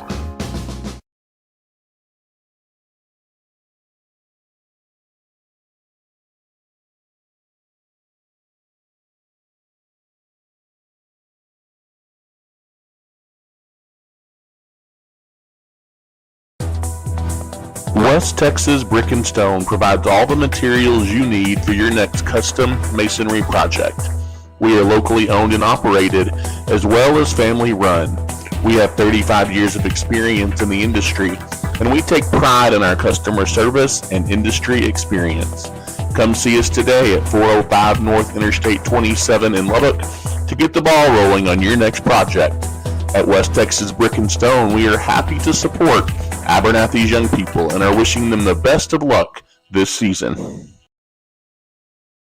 And welcome back. And unfortunately, we welcome you back to a Kelby Sherwood touchdown from right outside the goal line on the first snap inside the 2-minute warning, Chance. And it is now 43-14. West Texas has the lead. And they just are putting some icing on the cake here, Ty. As the PAT, it's a bad snap. Now Bryant going to try and run with it, throw one up towards the end zone, and it's incomplete. And the 2-point conversion, or PAT, will fail. And I think they were just doing some trickery, Ty. With 1:54 to go in the game, we'll have one final First State Bank kickoff. And the Antelopes will have it on offense for the final time. And Chance, unfortunately, this is a part of the season and broadcast that I don't really like to see come, but I think it is worth and important to note all the seniors on this year's ball club who are playing their final game in the maroon and white tonight, as we'll have the First State Bank kickoff here, and we'll see where the Antelopes get it with 1:54 to go. It's just been a difficult season in a lot of ways for Abernathy. All the injuries, all the adversity. You know, they still battle. They still get into the postseason, avoid breaking a streak that dates back to 2009. Because you don't want to be the team that breaks that streak of not making the playoffs. But they just ran into a really good West Texas football team here tonight. Is another pooch kick. This time it is going to be covered up by the Antelopes, as that will be Eddie Perez who is going to cover it for Abernathy. And it'll be first down and 10. And chances we start taking a look at those seniors, and I don't want to miss anybody, but Eddie Perez, who just covered that kick, is one of them. As you go down the roster, so is Xavier Camacho, along with Preston Bradley, who is injured, Malachi Walters, who's played hard tonight, playing his final game, Ryan Martinez, also a senior, along with Dallas Moreno, J.J. Gonzalez. Walters, go. And Walters has a seam up the middle, and he's going to take it into the South Plains Auto Ranch red zone. J.J. Gonzalez, a senior. Ryan Hillis has been big for you up front this year. Quentin Rodriguez, Joe Flores, Jake Harkey, all seniors, Chance, on the Abernathy Antelope roster this year. And they've helped this team overcome some adversity, as Abernathy would love to punch it in the end zone here one final time to close out the season. Go out on a high note, Ty. As the snap goes to Bird, who keeps it inside the 15. And they've caged the bird. Down to the 13-yard line. Pretty Bird. Name that movie. We got all the movie quotes tonight on the broadcast, as that's going to take us down inside. 60 seconds left to play. No huddle to the line for the Antelopes. Cutter Johnson, the freshman, is in the shotgun. Takes the snap, tosses it to Walters. Would love to see Walters' chance get in the end zone, playing his final game as an Antelope. And last couple of weeks, it hadn't really gone that well, but Walters has run the ball really, really hard. Tough kid. Got to love the effort from number 20. Tough kid, good kid, plays the right way, plays with heart, plays physical when needed to play, and great sportsmanship and super humble. Number 10, or not number 10, at the 10-yard line. It'll be third down. Abernathy can still get a first down at about the 6. As Johnson takes the snap, throws one to the end zone. It's almost intercepted. Again, some confusion between receiver and Cutter Johnson. And it will be fourth down. Yeah, I think that was Caden Bird coming on the slant, and he wasn't expecting the ball to come to him just yet, and it got right up on him. So fortunate that we didn't have another interception right there. And you have some timeouts, but likely, I mean, you got to convert here. This may be the final play of the ball game. As in the gun is Johnson. Empty backfield, looks to throw, and he overthrows everybody, intended for Minfield over the middle. And Abernathy is held out of the end zone with 8 seconds left. And West Texas offense will come back out, likely take a knee, and chance this one will be over. Yeah. It'll be over. Like you said, it's a tough part of the season, but as always, we've enjoyed it. We've enjoyed covering these boys, and like you said, this group of seniors, and just been a tough season, but just proud of how they battled and they faced the adversity and how the community has rallied around this team to support them, Ty. And there is the knee, and that is the ball game, Chant. It is a 30-0 second half for the fourth-ranked Comanches to overcome a 14-13 halftime deficit. And number 4, West Texas, their special season continues. They are 11-0 as they get a 43-14 win over the Abernathy Antelopes. Abernathy will close out their season 500 at 5-5. They do make the playoffs for the 16th consecutive season, but it always ends earlier than you want unless you win the last one, Chance.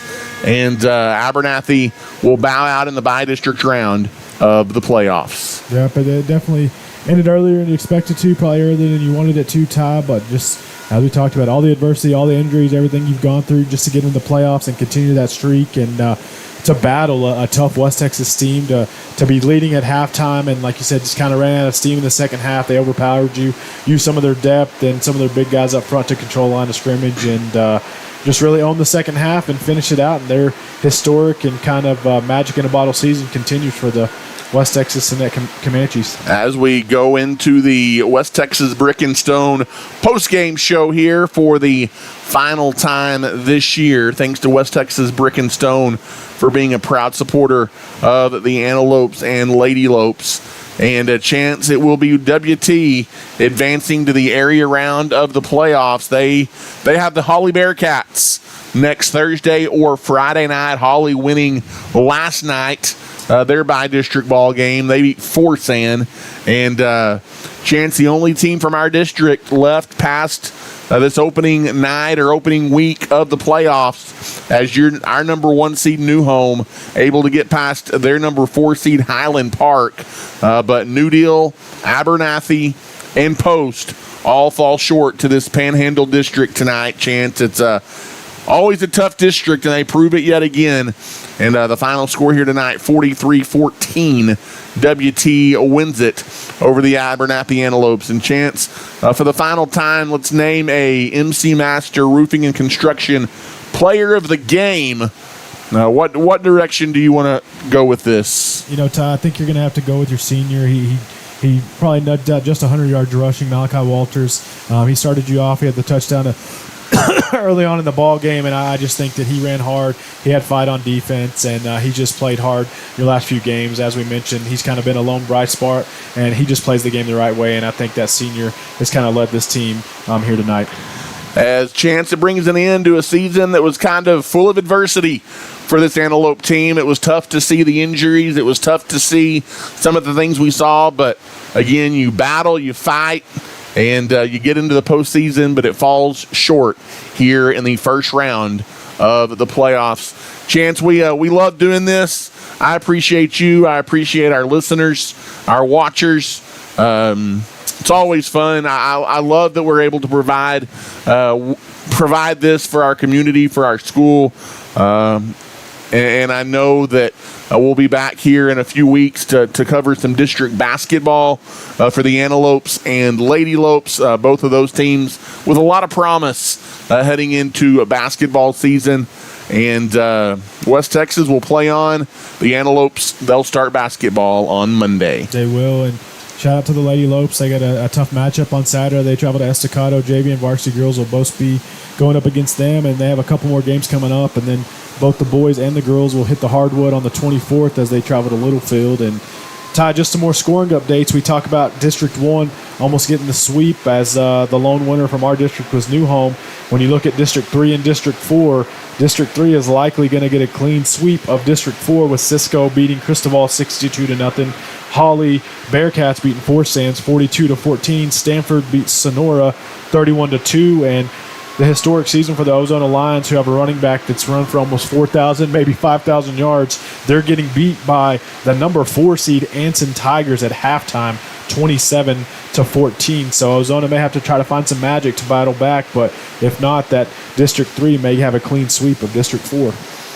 Chance, stay tuned to Outside the Box, to social media. We'll kind of let you know the basketball schedule for our broadcasts moving forward, but looking forward to covering the Lady Lopes and Antelopes on the hardwood here in the coming days. That will probably kick off at some point after Thanksgiving, but we will be back on Wednesday night, Outside the Box. We'll recap this one, recap football, kind of put some wraps on that, and talk all things Abernathy. But tonight, The season comes to an end as Abernathy falls short to West Texas High, 43-14. Best of luck to WT as they advance in the postseason. As always, Chance, good night. God bless. And go Lopes.